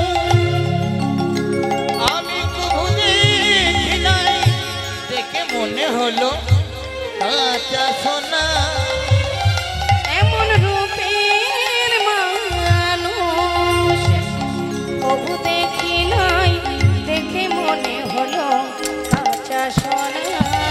দাঁড়াও, এতক্ষণে বুঝলাম কাঁচা সোনার মতো দেখতে জগতে তো একজনই আছে, সে হচ্ছে গৌরহরি। ও, সে ঘোল খেয়ে দাম দিতে পারেনি, এই তো কথা। তা বলি শোনো গোয়ালা, সে যেমন দাম দিতে পারেনি, আমি তো তার, আমরা সবাই তো তারই সঙ্গী। আমরা আমরা করি কোথায় পাবো? যেই না বলেছে মা, গোয়ালা মনে মনে ভাবছে, দেখেছো ওই ঠাকুর আমাকে এতক্ষণ বসিয়ে রাখলো, আমাকে মিথ্যে কথা বলে, আমাকে বুঝিয়ে সুজিয়ে সেই থেকে এখানে দাঁড় করিয়ে বসিয়ে রেখে এখন কিনা এরাও বলে দাম নাই। হায় হায়, ঘুম থেকে উঠে কার মুখ যে দেখেছিলাম, দিন এত খারাপ যাবে বুঝতে পারিনি। ভক্তরা আর কি করবে, তারা তো দাম দিতে পারছে না মা, তাই সবাই লজ্জায় যে যার মতো পাশ কাঠি কাঠি চলে যাচ্ছে। গোয়ালা চিন্তা করছে যাক আর কি করা যাবে, দিন যে সবার প্রতিদিন ভালো হবে তা তো নয়, আজকের দিনে যা হলো তা হলো।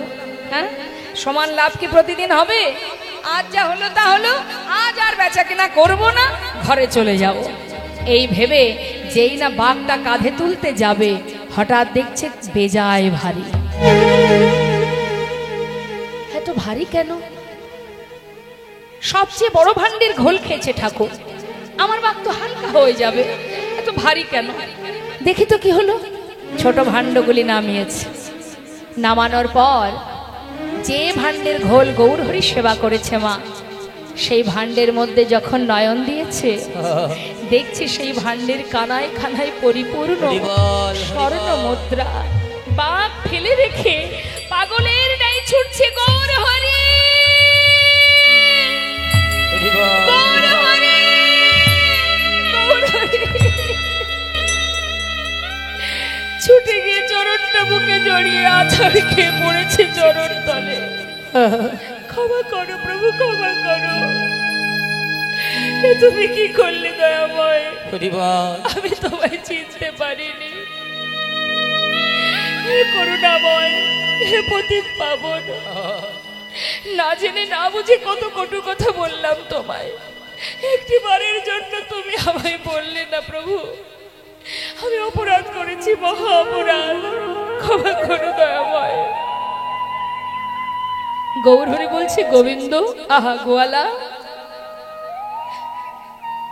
অর্থের পিছনে ছুটতে ছুটতে জীবনের অনেক সময় চলে গেছে, আর তো বেশি সময় নেই। যতটুকু সময় আছে যাও, ঘরে গিয়ে কৃষ্ণ সেবা করো, কৃষ্ণ পূজা করো। যাও, আশীর্বাদ করলাম তোমায়। চলে গেল। ভক্তগণকে সাথে করে নিয়ে প্রভু আমার এসে পৌঁছালেন নানা গ্রামে ঘুরি গড়া আইলা পূর্বস্থলে। নানা গ্রামে ঘুরে গোরা আইলা পূর্বস্থলে।